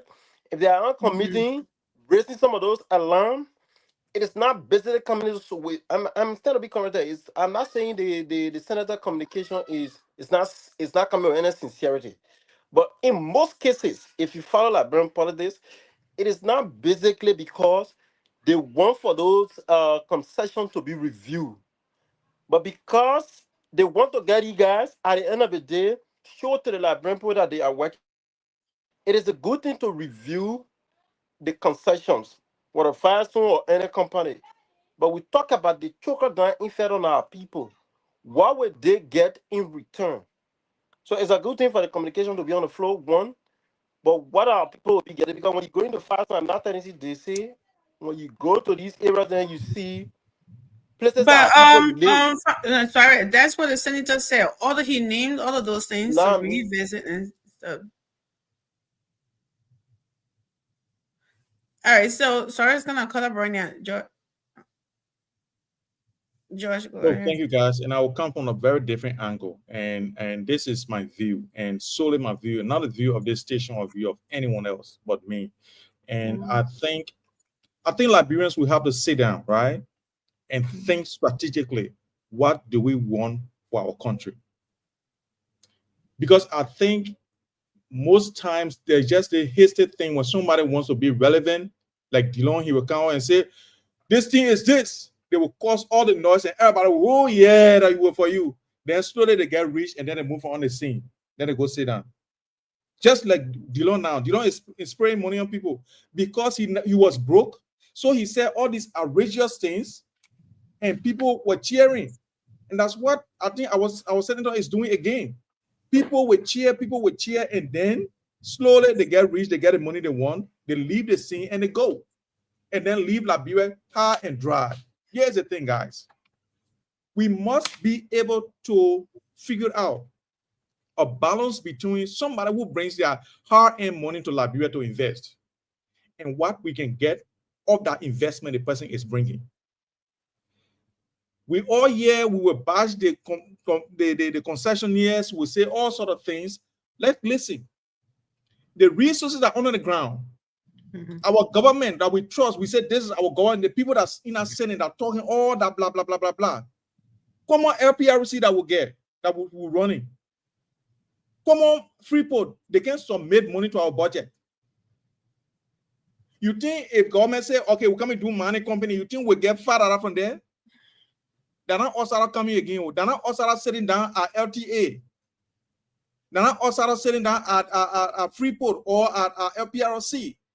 All these autonomous agencies, they are like companies. We are not getting a penny from them. And then we expect people who come from overseas, who get a high-end money, who could invest any part of the world, but choose to invest in Liberia. And then we buy more of them every day. I think Judge, we need a balance, yeah. What you're saying is that we shouldn't hold these people accountable for bad labor practice and practices. I think when they come in the country, they have a concession that we said signed, right? What they're supposed to do are lay out, concessions, right? Yeah. So if they are not going by there and they are, so to speak, abusing our people, bad labor practices and things that they're supposed to do, they're not doing it. Because our government are not doing right by the people, so we should also have the foreigner come in and make money, like the senator said. Get rich out of our people, like leave them dry. Do things. My computer is going up. Just give me 5 minutes. All right, Anthony. Thank you, Amy, and thank you guys for holding it down. Good evening, everyone. Folks, first and foremost, I want to start with the senator. I want to agree with the trend you were taking. These guys just want to act as though they're working. First and foremost, Mr. Senator, this is not a wedding to talk about honeymoon. Every lawmaker, once you are elected, after you've been certificated, day one of that Senate floor, you start your work.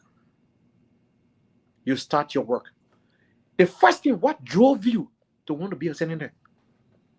What is that conviction that took you there? You're going to take a whole year, enjoy, celebrate, do everything, not battle, and talk about, the honeymoon is over? That phrase is only for the executive mansion. Why? Because so many moving parts. Bringing in new people, putting in new people here and there. That confirmation, everybody not getting that confirmation at the same time, different in the agencies, and all of that, different ministries in the whole country. One man leading the whole country with different moving parts. You had a conviction to, or maybe you just want to be part of the number. I, Anthony Gay, will not just go to the Liberian City and wait for a whole year honeymoon. On day one, I'm launching the 2% sales tax on alcoholic beverage and tobacco product on day one. A month after, farmer subsidy bill. These are already rating, but they have to be adjusted based on what on the ground, because I don't work in the Senate.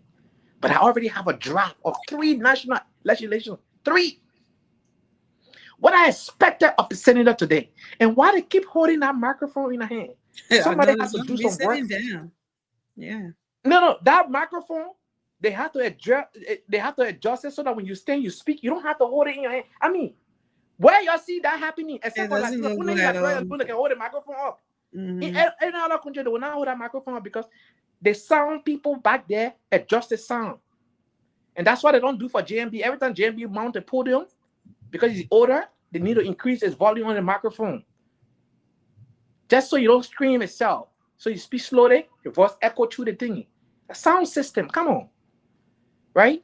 But again, when we talk, they say, oh, we know it all. If you're a sound engineer, you know exactly what I'm talking about. Everybody have a different tone of voice. Me, I don't need a microphone to be too loud because I speak a little louder. So again, then you come on the floor. ArcelorMittal Steel has a deal with Liberia to operate for 25 years, and the price tag $850 million United States dollars for 25 years. A drop in a bucket. 25 years of operation. Do you know what they're getting out of that mountain for 25 years, $850 million? You did not negotiate for the processing plant to be put in Liberia so we can add value to our iron ore. So, Anthony, do you agree with the senator about? I do not agree with him because he does not have a plan. He's just making noise. Amy, this man campaigned for people to elect him. They elected him. You went complete 1 whole year. After 1 year, you just came to the Senate floor and saying, oh, they think that people are doing. What is your plan? Ladies and gentlemen, because X, Y, and Z, yes, what I propose. Then we talk about it like they're not talking about, I want $5,000 salary reduction. Where is your legislation?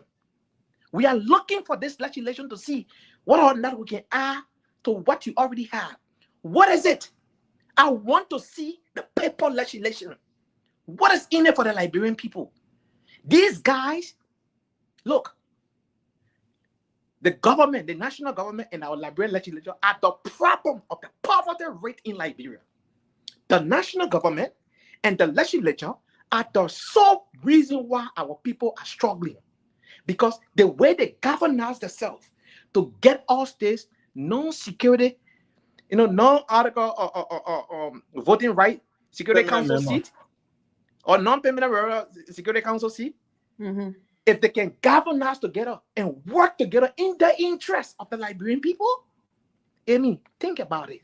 Just think about that for a second. The way they pull every stream, every effort across the earth. There was no political party at that time. It was about Liberia. Amy, you saw the unity. You saw even former leaders came in, former foreign ministers came in, just for Liberia to get that seat. Think about it. If that same energy is applied to creating job opportunity for the Liberian people, to amending our law that does not represent the people today, doing things for the Liberian people, do you think it will take 6 years to make a change in Liberia? Anthony, don't you think it's the start? You will see the change. Don't you think it's a start for the senator to It is not a start. It is a block. To bring to how can we just assume that the senator is bluffing when we haven't even gone through it? I want the senator here to hear this and come back on the floor with a clear agenda. Amy, we're not here to praise sinking people. This man is getting paid over $10,000 every month. He's getting paid. A medical doctor who is saving life does not get that. This man is getting more than $10,000 every month. Why do you call him a bluff? Because as a senator, you have 9 staffers. You have people who do the research, who do the consultancy. You have staffers. Everything is not you. But you take the credit because they work under you.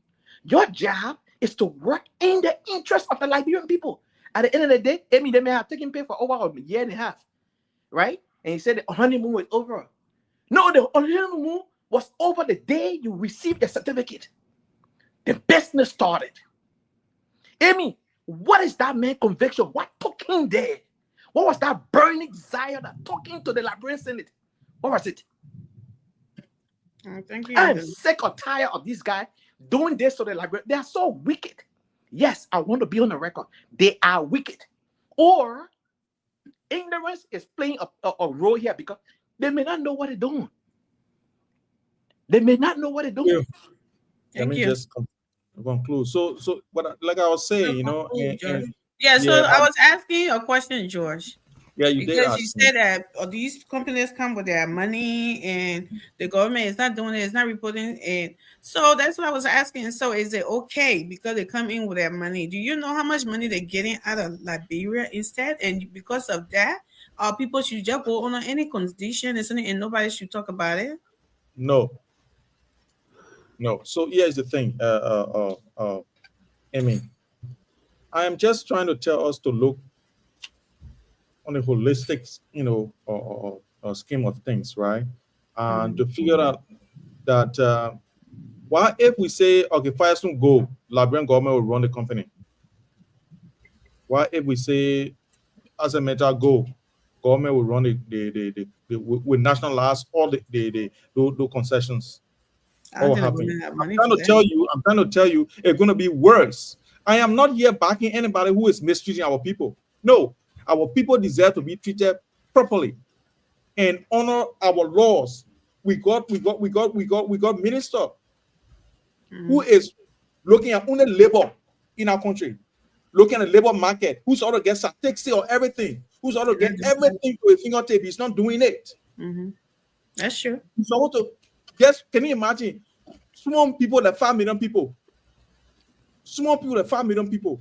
This man is sitting down there, and then he say he get 8,000 people that came in the country to work. Then he move it around, he say 1,000 again. When they come back again, I know you say 5,000. Because the problem is that we don't hold ourselves accountable. We are always looking for somebody who is the cause of our problem. We are not looking at ourselves. And here's the thing. The problem is that when the concessionaire is coming, that's when you have the time to tell them exactly what you want and how you want it. Now, when they already come, you finish making all the plan, they will say we want see how they call it, say we won't review the concession again. When the people are already set up and they're doing everything that they ought to be doing, they say that now you want to see. No, George. The thing is that they're not doing everything they're supposed to be doing. And the thing is that when you send out a concession, I think from the time because the same leaders, those same people you see in the house, they can go behind in the net to go get money from the people. So they ain't get more to talk in front of the people. That's the problem. They don't have more to talk in front of the people because they're eating the money in the corner. And then when you ask them, they say the money you're making is small. But look, let me just finalize everything. I think Liberia deserves better, and we are Liberians. These are our resources. Even though they're under the ground, we cannot eat them. Whether they are under the ground, we can't get any money when they are under the ground. They have to be, mined or whatever, extracted. But we need our people to put their foot down, the leaders. And yet, I'm talking about honeymoon. So can you imagine whole year pass that honeymoon? That means no good thing happen. No good thing happen because it's a honeymoon. So you don't expect any accountability because of honeymoon. I say so. It's just ridiculous. It's just ridiculous, but that's the Liberia we have because we have some people who will be backing, even though they know him, they have not spoken to him, but Judge, we have to be fair here, right? We have to be fair here. Using their own understanding of what they said. You see, just leaving it to me with my own understanding. Let me express myself. Somebody will be backing me because they slept in the same room and they told him what he meant. Yeah, go ahead, man. Judge, we have to be fair here, right? You don't have to come in defense of somebody because you know them or because you don't know them, right? You have to be honest in the discussion. The senator said that we had a whole year. The honeymoon is over with. Who are we to say that he meant that they were playing the whole time? As an individual, you don't know what he was doing. Maybe you're talking about a collective ballet, right? They have not been because who can tell us like in the house since that statement is out of place. That's what I'm trying to say. Right, that statement should not be heard in the nation. That statement should never be heard. It should never be uttered. Can I land? But it doesn't mean that it meant that they were not doing anything or whatever. So for us to come in, even if he said that, if they have wake up now, if he was sleeping and he not wake up, and said, let's work for the Liberian people. What is so wrong with that? Let me come in quickly, They have a Amy. bashing too for sitting there for Yeah, 1 no year. problem. Amy, let me come in quickly. Sometimes you see, we have to be honest to the discourse. Whenever someone speaks of honeymoon, my brother Josh, let us not just think about the merrymaking side. Honeymoon does not The figures will necessarily, speak. doesn't necessarily mean people go and merrymake. In honeymoon period, many a times married people or people on a certain environment or certain event, it's a time for planning, acquaintance, and knowing or strategizing. There are many things. So the senator said, we said some of us are new in the house. The honeymoon period, we get to know each other. We get to understand each other. There are things some of us tend to learn. Yeah, formula. I'm not cutting short. Before you even sat down in your living room to think that I want to be your senator, you have something that you want to go and contribute. No, it's not always Absolutely. like What drove him there? It's not always What drove like you that, there? George. You have it in your What was head. the Like now, conviction I of say I his want to heart? become That's why I senator want to of be What's senator. Colorado County. I got Guys, something one at a already time, before. please. Yeah, So you went to allow college. to end his point. You went to college. You wanted to become an engineer. They didn't already know the mathematics that you already going to go learn, or the map. Irrelevant to the question. When I answer that Wait a question, minute Irrelevant now. to the topic, my man. Because the man saying the man supposed to already know the working of a senator before you go in the house. No, That's not true. so like me, I always use myself. Like me, I have something that is driving me But there. we're I have gonna a go driven in. So now passion. let's I have a Anthony, driven passion right now. you That I want got to a make me driven a senator. passion because you are very good at criticizing let me other answer. people. No, Let me no. answer the I question. just told you. Well, let guys, me can learn. we Let can me we learn. do Let this me one make at a sense. time, Let me please? tell my own. I'm not going back and forth because I Yes, already know. let's not do the back and forth in the middle. Because Make it bad for the audience. Anthony, you have a lot of energy. Go Energy. ahead and lay your thoughts. Other people If we got put you something in to say after a this. particular position now, what people are, you not even do anything Go over there. ahead and lay your talk. So let me just let you. Let me conclude. So I'm just speaking from the fact that let justice be done to all men, though the earth will perish. He said it not in the tone or in the way in which some of us on the show trying to spin it. He is taking accountability. He is taking responsibility for some of the things that are happening in our house. He recognized that there are problems. He was not only talking about this quote unquote situation with Firestone. He was using this period as an eye opener for other people. He said, let us revisit some of those many things. And the one that came to thought and the one that came to mind, prominent among the many other, was the Firestone. That's why he's using Firestone as a case study. So it was not something that we have to be saying. Oh, let me just conclude here, please. That Africa coming, and then Cindy, then you can come in. Go ahead. Thank you. Thank you. Amy, we gotta be honest here, right? National leadership comes with responsibility. And if you raise your hand up to your people and say, y'all put me here for me to make this change for y'all, there is no excuse that when you are put in that position to come out and tell the person, oh, I never knew that how I looking there. So I made some mistake. So y'all forgive me. The fact that you raise your hand, that you say you seeing what they are not seeing, so they might put you there, you make the change. How the senator will go on 1 year vacation and tell us, say, he just getting to know that the bad things that have been happening in the country? How will he tell her that 1 year he go on honeymoon, that no, he coming out to start working for the Liberian people? I agree with George and my brother Anthony tonight to say that most of these people, most of our lawmakers, like we have said time without number, to say that they are the biggest problem for us, right? The guys, can you hear me? Thank you, Madam Protem.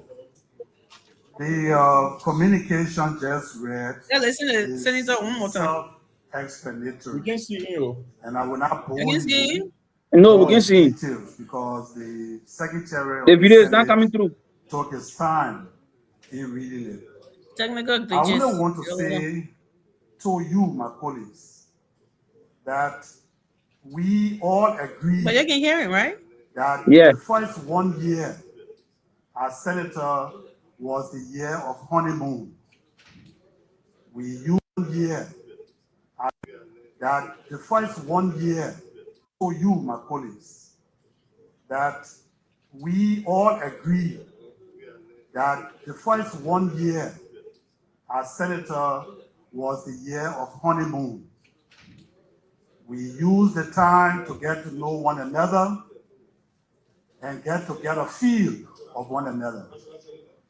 In this second year, it is our intention or intent to make sure that the primary reason that we are here is to fight for the Liberian people. So what different I was saying, Amy, that the senator did not agree with, that they were on vacation. The senator on vacation. The senator said We all agree. My man, We all agree to go on vacation and lead the Brompo when we come out before we start doing the Brompo way. That's what we getting our position for. And they pay now $10,000 every month. finish up. Finish up. Let me just finish up to say this. I pray for Most of the noise They pay you to get to know it free them. and it says, I mean, this thing is an old age strategy by our lawmakers, both in the representative and the Senate. They can only make noise to make themselves relevant so that they can get brown envelope. Once they get a brown envelope, we call it Saliadu. Nobody. They're gone. You will not see them again. These people are only after themselves. They're not after the Liberian people. That's why you will see they will go put the horse on fire. They'll put it on fire because of self-interest. That's what's happening. So I will say this to you. Nothing will come from that noise that senator is making. Trust me. After the week, you will not see him. You will not see him again. He will not come out on that floor. He will not bring no statistical evidence. He will not bring no statistical evidence to show that bring forth to the Senate to say the discussion that we are having. This is what our people are going through, and this is what we need to do to solve the problem. He will not come out again. It finished. Thank you. He already died on arrival. Information for progress. So Sandy. Information for progress. Well, that's The video that we play, the video that you play, Amy, the video was very explicit. Listen to the beginning of that video. The senator said, everybody can understand English the way you want to interpret. No, I'm not talking about interpretation. I'm talking about something that the senator said that I've read, some of all did not get. The senator said he submitted a detailed document, but he cannot read all because everybody has a copy. That was gonna be my point, but anyway, Sandy, come in. That's all. So go in, Sandy. The president of the Republic of Liberia is elected for 6 years term, not a 5-year term. The senators are elected for 9 years, not for 8 years. The representatives were elected for 6 years, not for 5 years. You do not take 1 year to get to know your friends in the house and abandon the Liberian people work and say my operation will start on the second year. We all understand basic English. We understand basic English. You can try to switch it the way you want, put in Gribble, put in Kisi, put in Pele, but the senator spoke basic English. The senator said, we all agree, and I'm quoting him, that in the first year we'll get to know one another. But let me make it clear that in this beginning, the second year, we are going to start working for the Liberian. We're going to start doing what we were elected for. That's what he said. So, Sandy, one question. If you allow me, I will continue. If you guys are saying that the senator said they took a vacation, right? We all been here. We saw when they all got elected. Have they been on vacation for 1 year? They have been on vacation. The senator said for 1 year? Since yeah. They have been That's what you said. No, Let you he has done in 1 year. I mean, don't be so obvious with your defense. Take a I'm little not post defending. I position. just want us to be You fair. you We be want to very beat up, combative. but let's We, be the, objective too. the Nobody's defending you. Stop not the defending. Senate the senator said they on vacation. I understand what he said. Yeah, and that's so I'm gonna take him for that, and that's what they've been doing. Oh, okay. The senator been on vacation, and that's why he has not brought the issue of concession up in the first year. The senator said, now in the second year, now we will start to do what we were elected to do, to work for the Liberian people. He said that. We listened to the video. Starting the second year, let me make it very clear. We will start to do what we were brought here to do, to work for the Liberian people. So in the first year, they were not doing what they were elected to do. They were on honeymoon. Honeymoon is a phrase used in politics, but it's being misused by our Liberian politicians. They don't use that same honeymoon with the executive branch. He said this first year is I had a honeymoon with the executive, but moving forward, the honeymoon period is finished. They misuse that honeymoon. Honeymoon in politics is a period, it's a window of opportunity to collaborate. To collaborate. Wait, hold on. They say collaborate. They don't just sit back. They said to collaborate. What happened? Yeah, okay. If you allow me, host, if you allow me, I will flow free. Oh, now you wanna bring politics into this thing? Yeah. Okay. Host. But I think you gotta get Jalawu the opportunity. Host allow me to flow. Host allow me to flow. Honeymoon period is the time to introduce and pass key legislation. To be honest with you, that is the time to introduce. Like my brother Anthony said, it was Anthony that said that. If I'm ready today to run for town chief position in Doji town, which I will one day, I must know already what I want to do for the people of Doji town. Doji town. Immediately I'm elected town chief for Doji town, I must start to work. That's it. That period, it is the time, your first year, you have public support. Thank you. You have public support. You are new, people are energized to see what you can do. Absolutely. That's when you pass key bill. You do not sit back to get to know DeLong, to get to know Senator Yaya, to get to know the other senator. Before you ever do your job. Thank you, Anthony. That's when you do your work. Let's hear you for 30 seconds. 30 seconds. Yeah. So Amy, listen here, right? There is no excuse now from any of the lawmakers. We saw what they did to secure the non-permanent seat. Almost all the government officials now in Liberia, they don't have excuse. You expose yourself. You know how to work together, and you've been fooling the Liberian people. You really know how to collaborate and work in unison and achieve a goal. You demonstrated that with the non-permanent seat on the Security Council. So going forward, no more excuses from you, because you have proved to the Liberian people that, we can put our differences aside and work in the interest of the Liberian people. So that so-called resolution to rectify nonsense that was dismissed by the Supreme Court is also wrong. Liberians ought to learn how to do things the right way, because we have come. No, I'm just, reference to that. I didn't have a chance to speak on that. You're not here. We're not going back because you're not here. Okay. Amy, you said on 10 seconds. You see what you're doing to my 10 seconds? You're going 2 minutes now. Go ahead, Len. So this narrative of, it's not easy to pass in. We know you can do it.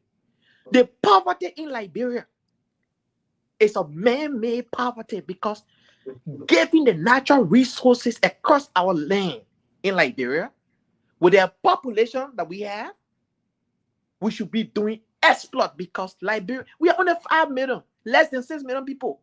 United Nations make it for itself 5.6 million. All right? Guess what?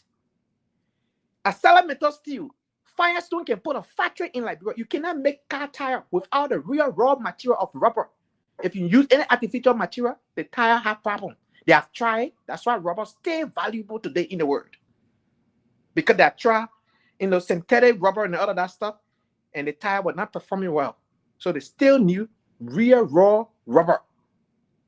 We need factory in Liberia from Firestone to make tires and other rubber,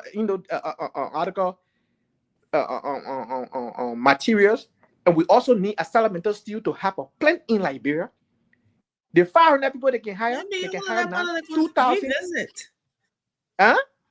Maybe that's what he considering to revisit, don't you think? I challenge that lawmaker if you have that in his write up. I challenge him to add it there because that's what we want. And this will create job opportunity for our people. Come in, Josh. Your 30 second transition real quick. Look, I just want to go in one of the uncharted territory here. Is my brother Sandy, what he said today. I was dismayed at what he said. When he said when it has concession in Liberia, when there are concession in Liberia that America has interest, there's nothing we can do. That was the most, okay, I forget an adjective I want to use. That statement for me. That statement for me, it was shattering, right? It shattered my entire world because this is the brother. Put all joke aside, like I have respect for every one of you guys on the show, but one of the guys who are holding high esteem, but for him saying that, and behind the scene, I will have to speak to him today why he said what he said. But I think everyone on the scale, we should be balanced. We should have to fight for Liberia, regardless of who is fighting us. We have to fight for the interest of Liberia, regardless. I can pull Australian passport today. If Australia is going against Liberia, I will say, my people, yeah, your passport, yeah, but I'm a country there. That what my neighbor stream was very. Hey, breaking news. I wish to see that. That's why I say if I have it, I will give it to them. Thank you. If it's in my bag, I will not give it to them. If it's in my bag, I will not give it to them. I will give it to them. So, guys, here's the thing. Regardless, because that's the same thing that brought sanction on Samuel Twe. They see American people concession, HSPC, HPX. That's the same people. Now, when you go against them, even though we have contract in place, then they say they won't get on, but they say they can bribe overseas, but they won't get Labempo money so we can get a share of that particular track, that twin track. They won't get on money. But they say they can't bribe overseas. They all to do it. It's illegal for them to do it. But they know say Asala Mental have right over that track. But they say they wanted to. So they're giving them money, $3.5 million. And we all said we want money because we couldn't pay salary. We said, well, but you bring that money. When the time comes, we'll give it back to you. But because we can't do anything about it. That's why the Central Standard Store today. But you see, Liberians, every time they say America coming, if your own pa say, you can say you own this own your pa because of America. But I don't know. George, you just contradicting yourself. You finish agreeing with Sandy again. I don't know which one you're doing over there. Oh, let me do my 30 second quick. I don't know. Maybe the headphone on your ear. We got a transition. Let me do my 30 second quick. Because what I'm saying, wait a minute, George. When it comes to America, we can get crazy. We shouldn't get crazy. America is not God. All right, thank you. Stay for Liberia, even America come. That what they pay off $5 for the tour or our land. They playing. My man, we gotta do our 30 seconds on the issue here. All right, thank you, man. See the judgment called the hair. I don't know what happened to him. We got but quick, let me take my 30 seconds. Yeah, Amy. Let me take my 30 seconds. Look, and in fact, I just want to make a comment, then we can transition. But my brother just contradicted himself. Alfred and Sandy said it. I don't know why people always think that Liberia has reached to the level where they can just say we can do things on our own like that. It's not. Look, let us not be too delusional. We know that other countries around there are taking strong decisions. Depends on what backing they has. But Liberia has not reached that level that we can vehemently resist the United States. Especially, we have had a history where all of our leaders who disagree with the United States, we already know how they end. But let us just leave that there for another Thank you, day. Famula. Let's move on. We got a camera phone and now we'll see them coming. But anyways, well, let's move on to the 60,000 is what Firestone gave Liberia for that 1 million acre. That is terrible. So I can say that peanuts. let's land on this, guys. My brother Formula gotta go against There's me always. on this final discussion. The government, no, not the government, but out of the government, the Ministry of Justice announced that the government is going to revisit all previous mysterious death cases in Liberia. So, with this, we're just gonna go over there and just, go to our closing, or I don't know if we'll do make call or whatever, just something. But with this announcement or whatever, what do you guys make of this? What is the important? Let me go first, yeah, because I'll soon go. You want to start? Yes, please. Okay, go ahead. So, just like the headline says, all the material that are happening under the CDC regime, it just sounds like as if it's not justice. It sounds as if it's a hunt for something that is there. Because if you say mysterious death, there are so many mysterious that are even happening now as we speak in a country now. I was watching a video a month ago where a dead man was placed in a bag and he was thrown somewhere else. Another person was killed, and then they found his body another place. It was supposed to be his birthday. I got all those stories. Those are people who died mysteriously. But this government is not interested in who dies now, but who died before. It is ridiculous to come to the fact that the first thing they came when they came to power, they said we're going after all the mysterious death. They went and investigated the 3 missing boys. They said they died of they resolved the case that no foul play was there. Everything else is just like when they want to create a talking point so that people can forget about the suffering, the hunger in the stomach, to go after that talking point. That's what they do all the time. And it's ridiculous. I don't know how we haven't really caught up with these people. The strategy is that bring one stupid headline up and then everybody follow it, and then we'll forget about our suffering. So what's your point, George? Do you agree to investigate or no? Look, let them investigate whatever they should have investigated long since. Okay. It is I don't know, it's late for them to even say they're starting now. They should have started a long time. They're almost 2 years in power. There's no statute of limitation on murder, George. No, they didn't say murder here. There's not murder. What There's death? investigation. Yeah, but death is not murder. Death is not murder. Okay. Somebody has to be accused of killing somebody, then it's a murder. But when somebody died, it's a death. So you want to investigate mysterious death, not murder. Murder is not in this case. So you want to investigate before you find out whether it was a murder or natural causes, right? Or tragedy, whatever. So it has limitation because it's not murder. But anyway, I know it's the UP government, whatever they say when they want to do anything, when they know that something bad happened and somebody blown up, they don't share money they want, let's close that topic. Let's bring something what we can bring about. Okay, let's go after this one here. Then we'll bring that topic, then everybody forget again. So let's go ahead, mama.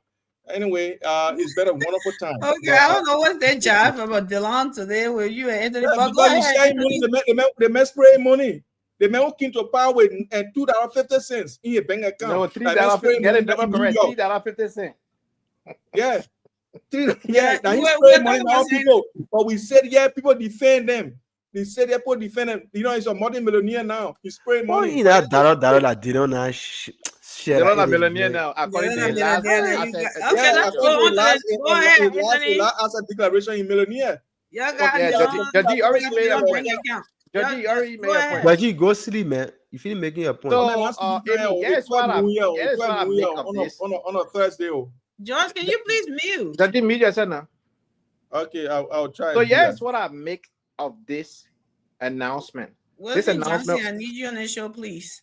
So this announcement was made pending the non-security council, result and whatnot. Unity Party folks are very clever when it comes to propaganda. And yes, why I'm saying this. This very justice minister, I like to follow people, was on the OKFM Morning Rush, Clarence Jackson in the morning, right? He was quizzed on the circumstances of the mob justice. Remember that famous video, where 2 individuals were stoned to death in the public under this administration, the first year? The justice minister was quizzed. What happened to that circumstances? Why we didn't hear about anything about this situation? Do you know the response of the justice minister? We need to do more investigation.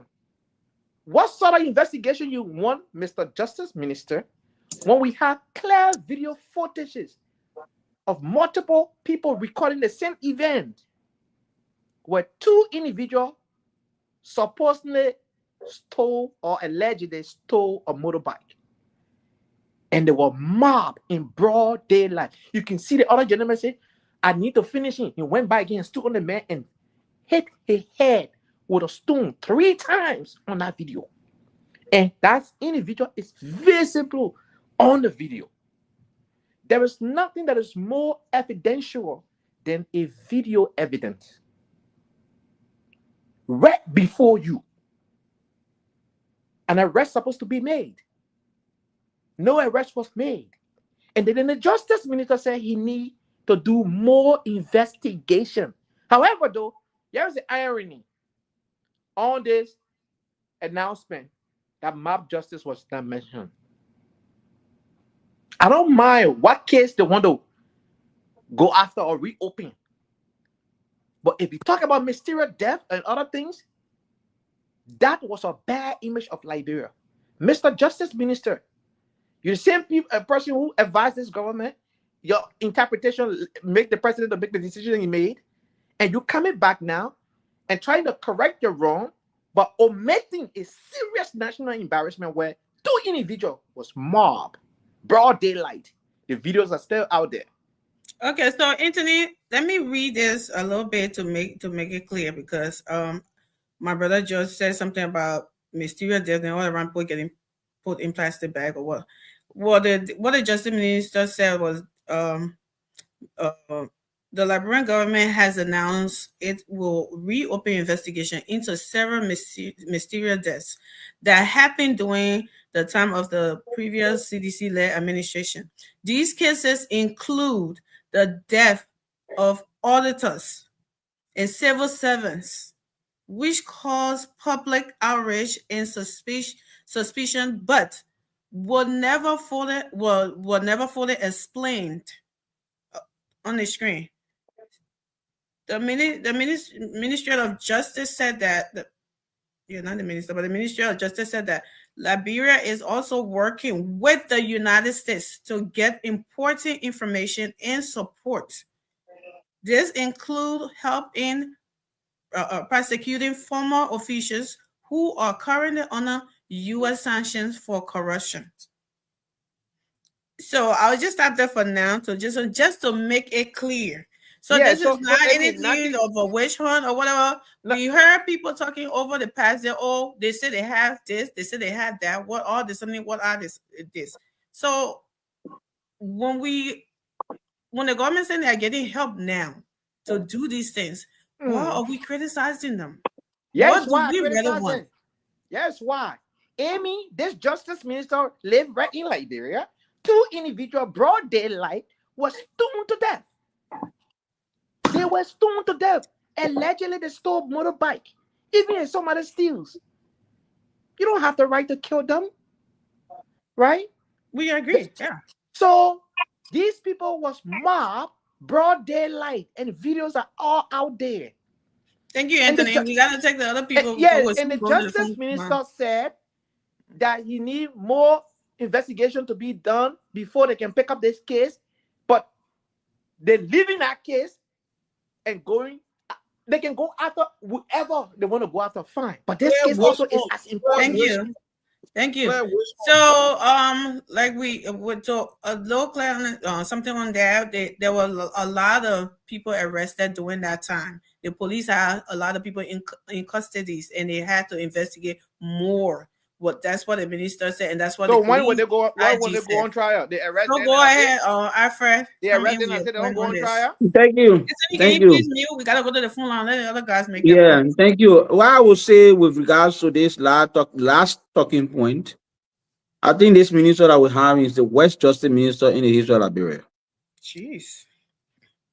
This justice minister has not proven You are an wholesome. inch in any case to let us know that he's a serious justice minister that is ready to dispense the law in its entirety without fear or favor, without any kind of prejudicial or, without any kind of jeopardy or whatsoever.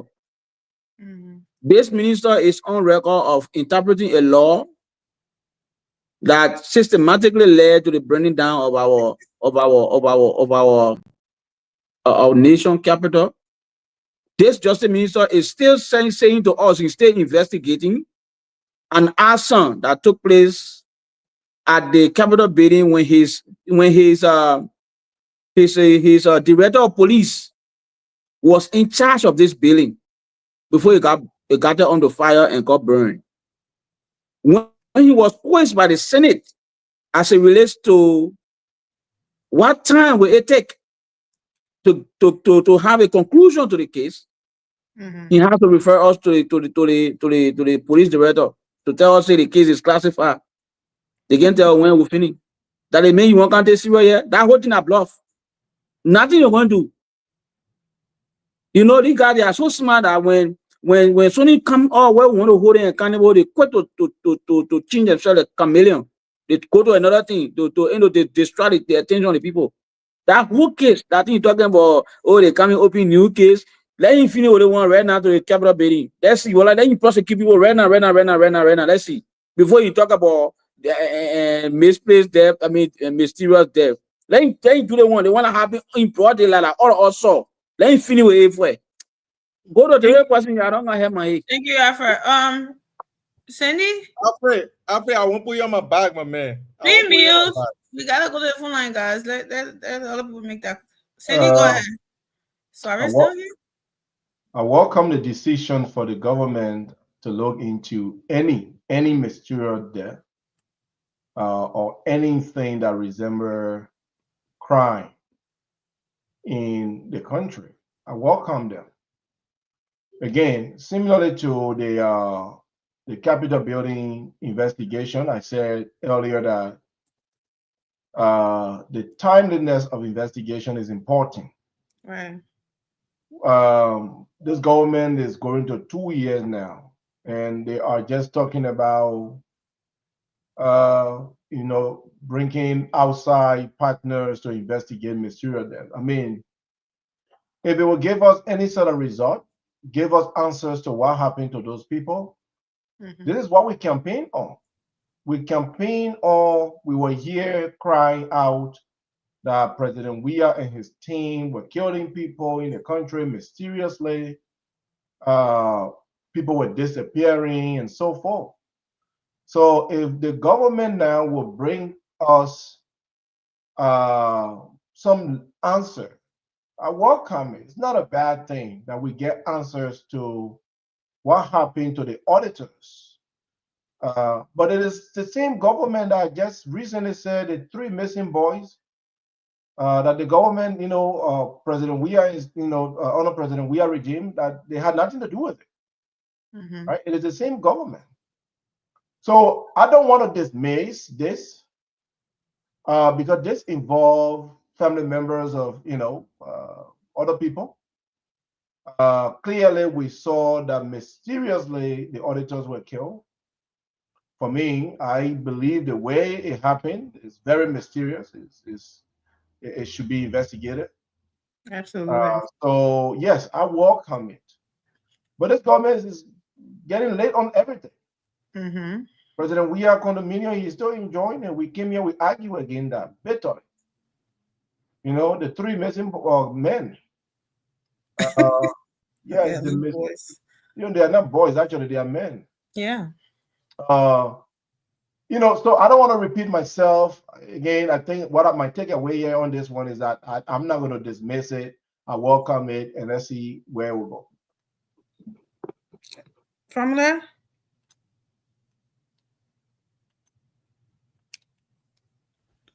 Pamela. Yeah, so is this our party? No, you're touching on this something. You just get us the host, but you can't follow. Oh, Anthony. Guys, can you what happened to Anthony? Did you do that to him? We gotta go to the phone lines. What happened there? Something you're putting your closing now. We'll give you more time for closing. Guys, let me put the number on the screen so whoever want to call in and give their point on this discussion on the issues that we have been discussing all night. Well, let me call it first. My number is 267. Well, not my number. Some number I got here. It's 267-586-5479. The number is 267-586-54. Yeah, it's right on the screen. Sorry, guys. I had some technical problem. I had to. Okay, family, just give your point right quick. Let's start with what exactly were we? Sorry, my Mysterious death. Government announced this. So quickly on the issue about investigating the mysterious death and other things that happened under the CDC administration. It's a good step again. We want to use this medium to encourage our government, the government of the people, to pursue this, because justice delay is justice denied, and they are cry for justice out there. The innocent people that disappear, their blood has cried out to God, and we know that they are seeking justice, and we will not reconcile, and this country will not be reconciled until people who committed heinous crime be brought to book. And we hope and pray that it will not be like the regular thing in Liberia. It is very difficult. You see, our brother was talking about the mobbing of citizens on camera. And little did he know that the government are already taking action. It's easy for Anthony to come and just say, oh, the government did nothing. You will not even go to get his facts, but he will come and say, oh, the government did nothing. But let me quickly let you know that the government did take some actions. The action is not going to be like the way you want it to be, because it is not Anthony government. It's not a 1% government. It's a government of the Liberian people. Thank you. Guys, Formula, the number is on the screen, 267-586-5479. The number is 267-586-5479, and it's right on the screen. Call us and give your point on these issues that we discussed tonight. Is it on WhatsApp? You know what? Yeah, you can call out on WhatsApp too. That's a WhatsApp, and you can. Those are in the diaspora, you can call it direct, and in Liberia, you can call it on WhatsApp. So if anybody has something to chip in while we're waiting for a call for 30 seconds, and when the call comes through, I want to respond to that. I was quoting the Justice Minister interview on OKFM Money Rush with Clarence Jackson.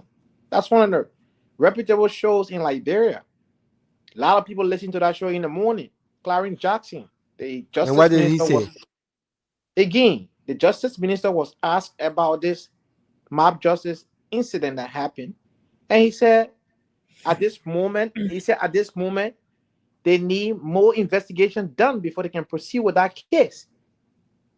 I was shocked. That's the justice minister of the country saying that. But Anthony, does that mean that we haven't I- arrested anyone or anything? We need more investigation done. This man is the attorney general of the country. Let me go further to say, Anthony, let me go further to say. That's a government lawyer. Oh my God. The former prosecutor, not lawyer. He's a prosecutor. He was also quizzed by Clarence Jackson as it relates to this that particular case. People were there's two people over there. In the man said they still doing more investigation. When there are videos upon videos that could directly trace the perpetrators of that heinous crime. But he said they are still investigating. So, I really have problem with this justice minister. So does that mean once they apprehend those who are seeing the video, that means the investigation is over? Is that what you're trying to say? Do you know that? No, Guys, we got a call, guys. 1 second, please.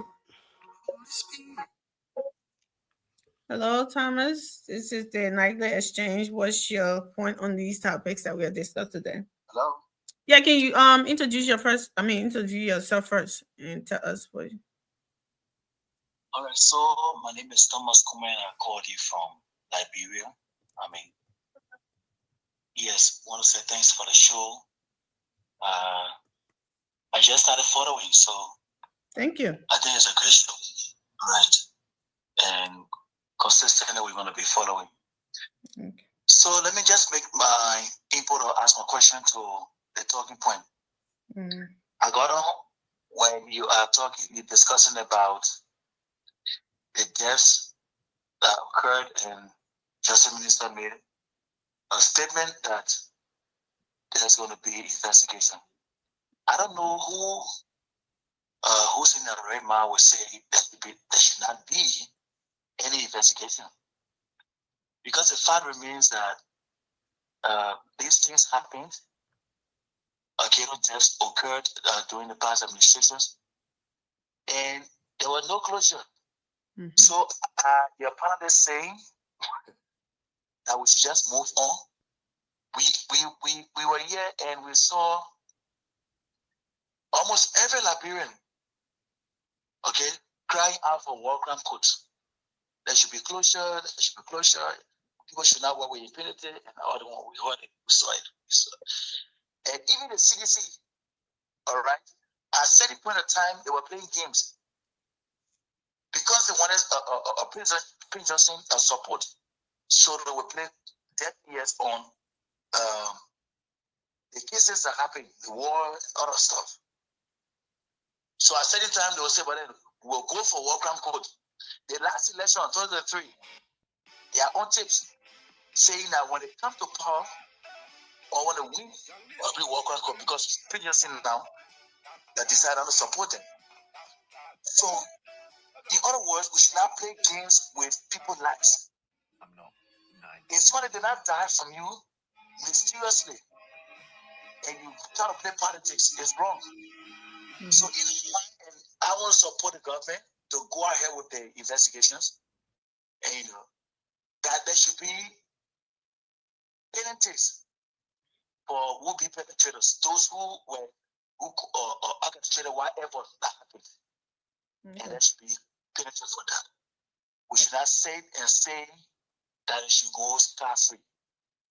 I think the government is on the right path. Thank you, Thomas. We appreciate your call. Okay, guys, you can keep your call coming in on 267-586-5479. Call me on WhatsApp and direct on that call. Okay, so you are learning a point, Pamela. So I was saying that if someone has been apprehended So does that conclusively means that the investigation is over? No. Even up to now, they are still they are still investigating. You know how long when that incident that happened at the Capitol here in the United States, when they apprehended people, you know how long they were Exactly. investigating until the end of Biden administration. So And we saw them all on videos. investigation is not only those who you saw on camera the arrest. They have to still go back and investigate about motives and come up with punitive measures to prevent similar situation from reoccurring. So there are other people who were around. Not only because that two persons show up on the camera, that means they are the only one. There are other people who are around. There are other people who are using utterances that might have led to the mob. So they have to go there and investigate and make sure they get everything put together. So that's exactly what I'm saying. Anthony Fambo, your argument today is too lazy. Very, very lazy. It doesn't hold water. The fact of the matter here is that the justice ministry, in fact, our people have lost faith in our justice system. That's why you can find people going to take the law into their hand, because there has been no example from the top, from the corrupt people all the way to the lowest.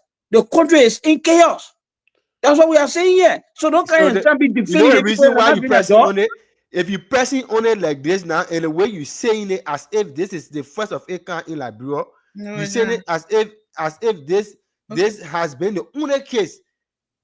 And it is Formula. This government. Wait a minute now. The government is going to be the good government. The government that came in to set the stage. Can we do it one at a time, guys? Let's not be something. Century, we've seen one terror attack after another carried out by foreign visa Who's playing something in the back like that? There's places all over the world. Jalahu. So look, my man. If Trump is not calling my phone, he shouldn't be talking.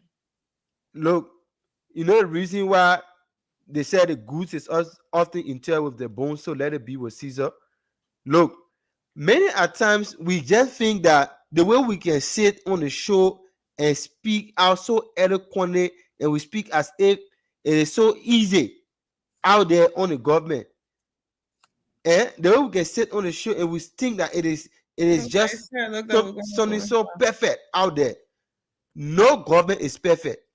Even here in the United States is still fighting. Just getting a call and I missed that. If I may have, I sent a video in there. I sent a video in the group chat showing how we have zombies lying all on the street in the United States, the most sophisticated country in the world. And people. Okay, so I think we're going to go to our closing, guys, because look. If every government has their own challenge. Look, you're talking about a country with 334 million plus people compared to 5.6 million people. What sort of comparison is this? Let me say this. As per the insurrection on the Capitol, just do your closing. Yeah, I'm doing my closing right now. Okay, do your closing now. Yeah, I'm doing my closing right now. As per the insurrection that happened at the White House, at the Capitol building in Washington, D.C., there was a periodic hearing. When you watch C-SPAN, let me give you a station that you can watch C-SPAN. You can see the House hearing, the Senate hearing, clear, uninterrupted, no commercial, my brother, no commercial, no commercial. You can watch it free of charge. It's on government television. You understand? They went back to that very day video, continue to watch that video and start bringing people in. Today you were here on CNN or national news that there was a new discovery. This person was picked up. This other person was picked up. There's a new. They gave a periodic update. Do you get periodic update on the Capitol building at Boeing Library? Do you? You don't. So when we come here, we don't come because we hate this government. I am for investigation. Yes, the brother who called, that is true. We did not get no closure. Absolutely not. Part of the reason why some people voted for JMB is because of this thing, because JMB said he was going to bring closure. So yes, my only thing that I point out is, in as much as they want to do that, they should also include this mob justice. because they also painted our nation bad. You know what I was saying in that video? Other people say it's sweet for them because when you go to the Supreme Court, what will happen? When you go to Costa, what will happen? That they seeing people will free the same people. That's what they are saying in that video. Go watch it. Does that mean that's how things should happen in Liberia? No.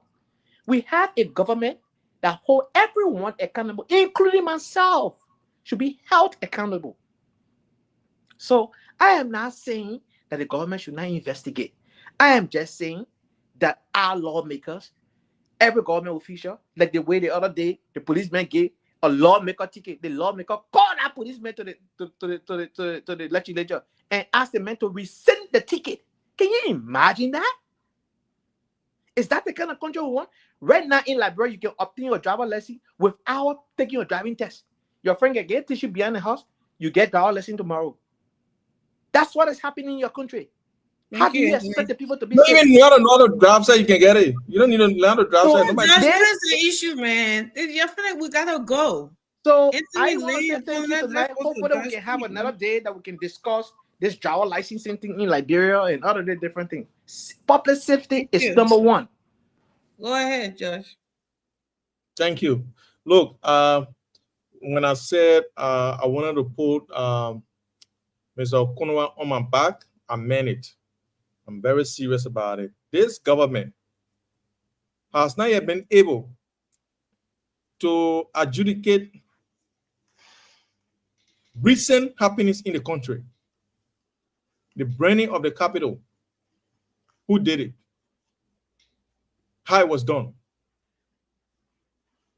And now they want to go to 6 years ago to investigate.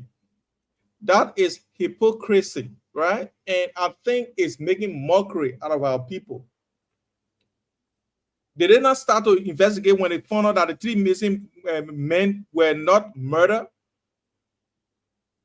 There was a conclusive finding from this government that those people, so they were not investigating at that time of mysterious death. They're investigating the 3 missing boys. You know what? I just want to say that Liberian people deserve what they are getting. I think Liberian people, because, they say when you eat good horse, bad horse can be calling you.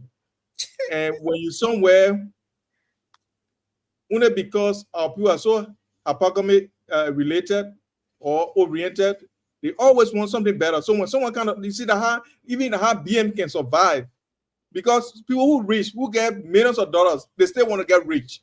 They'll say they will double their money. They can agree and they put thief on them. So that's the thing. Liberian people, you guys got exactly what you wanted. And look, let it rain because we got 4 more years to go at least. So thank you, Amy, and the rest of the crew. I appreciate you guys. Have a wonderful time. Thank you. Go ahead, Famila. Sandy, you going, right? It's unfortunate that George, don't run away. Don't run away, George. No, come when back you're on. gonna stop that, when you're close, you have to stay for other people to close. Come back please. here, George. Don't run away. Where's Alfred? Please, y'all have to listen to other people closing. Okay. It's unfortunate that our brothers can come on a show and say the Liberian people got what they deserve. Absolutely. They got it. This is exactly what they wish for, and they got it. This is a responsible government. So you can be condescending in any form, but you cannot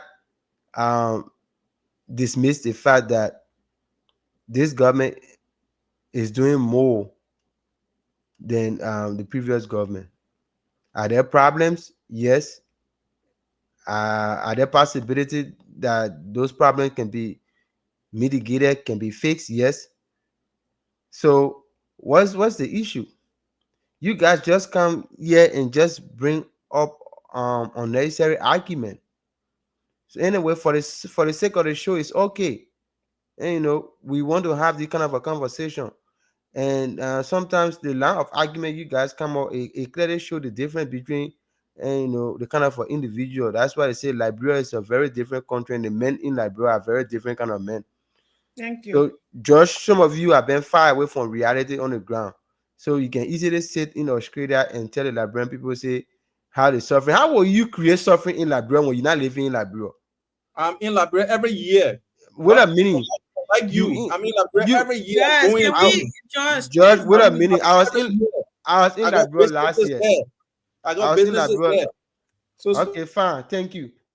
When we look deep down in our business, you're not even paying taxes. You say you're not up and making shamo. But anyways, that's it. What a good show, Amy. I just want to use are you this. paying taxes for them? Are you paying taxes for my Hey, my businesses? man, wait a What minute, are my we in the man, back Josh. of? Josh, wait a minute, man. I got body now. Okay. Stop misbehaving, Josh. I Too mature got for that body. thing. Keep on. Yeah.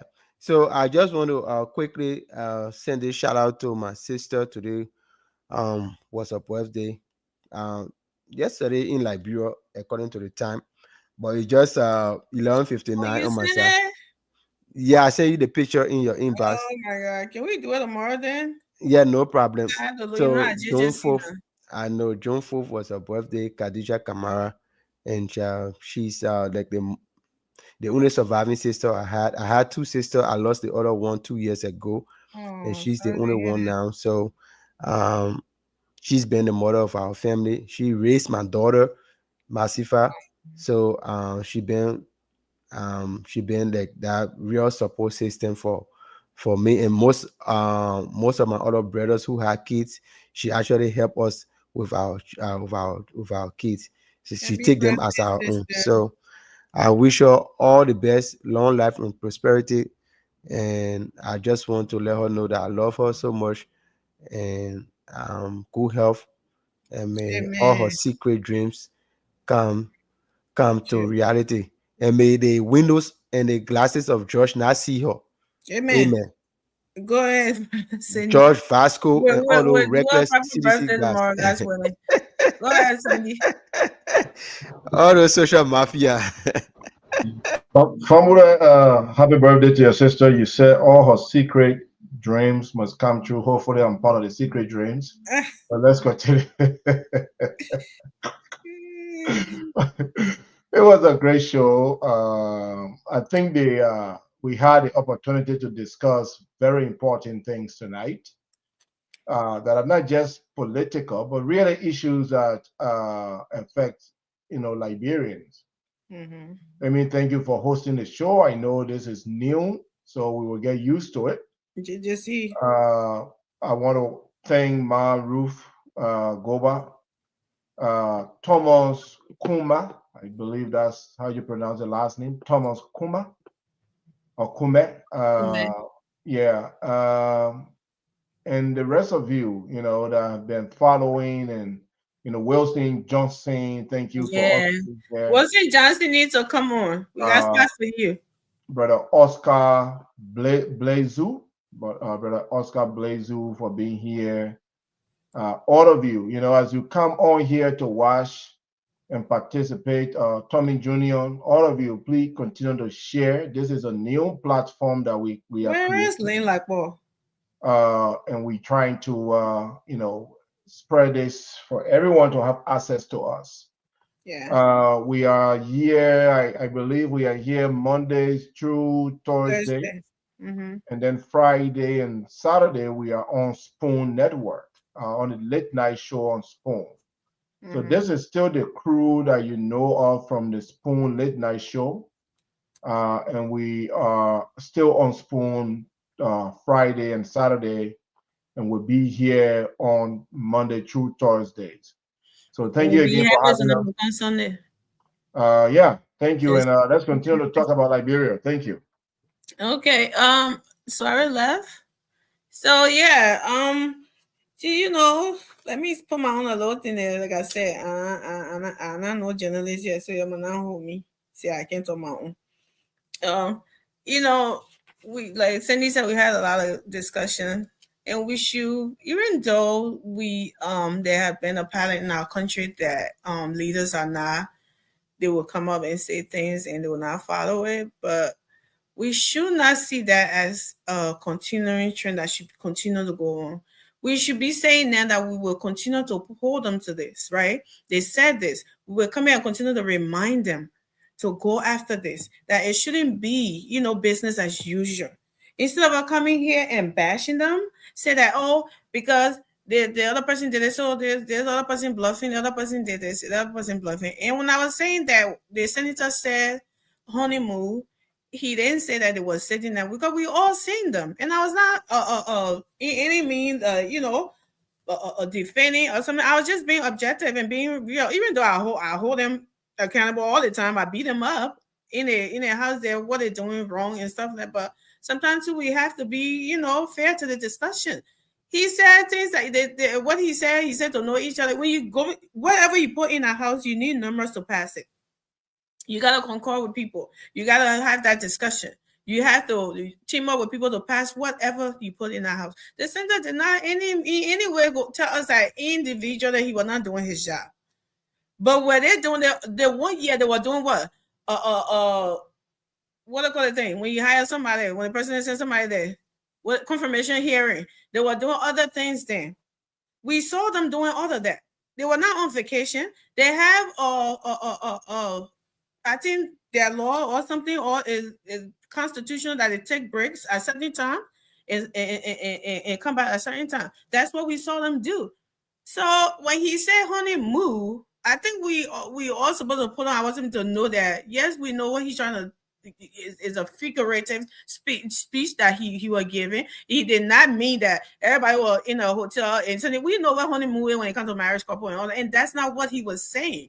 Maybe the things they were doing, it was more not, they were doing a constitutional duties. We should confirm it and do all those other stuff there. But to get up to the Liberian people now, personal needs, I think, my opinion, that's what I think he was saying. Not to say that, he was not doing his job or anything like that. That's why I was trying to be fair on. I don't know this man from anywhere. He just got elected. I was just trying to be fair like I, always try to do. So for us to come here and be bashed, yeah, we have to bash, and this is a big problem. This is why I applaud him for coming up with it, because like Cindy said, it happened to her uncle. I know a lot of family people that work in that Firestone that something, and we know a lot of people that have called in on the show on Spoon telling us about bad labor practices and that retirement and all those things. It is bad for, we know how people live here in the United States. We know how the U.S. government take care of that. They go after all these companies and wages for the citizens and all of that. So when somebody coming up and saying it, the people that's supposed to fight for our people, when someone coming from there and saying it, yeah, we should be kind of low something because of what has been happening, but let's give them the benefit of the doubt and encourage them to go ahead and push on and continue to do it instead of coming and just bashing and say, they will not do it and something. So that's why I was trying. And investigation is very important. Closure. We always come in, they say they have, they say job we are killed, they say the other person, why they're not going after them. They want the government say we are reopening. It's a problem.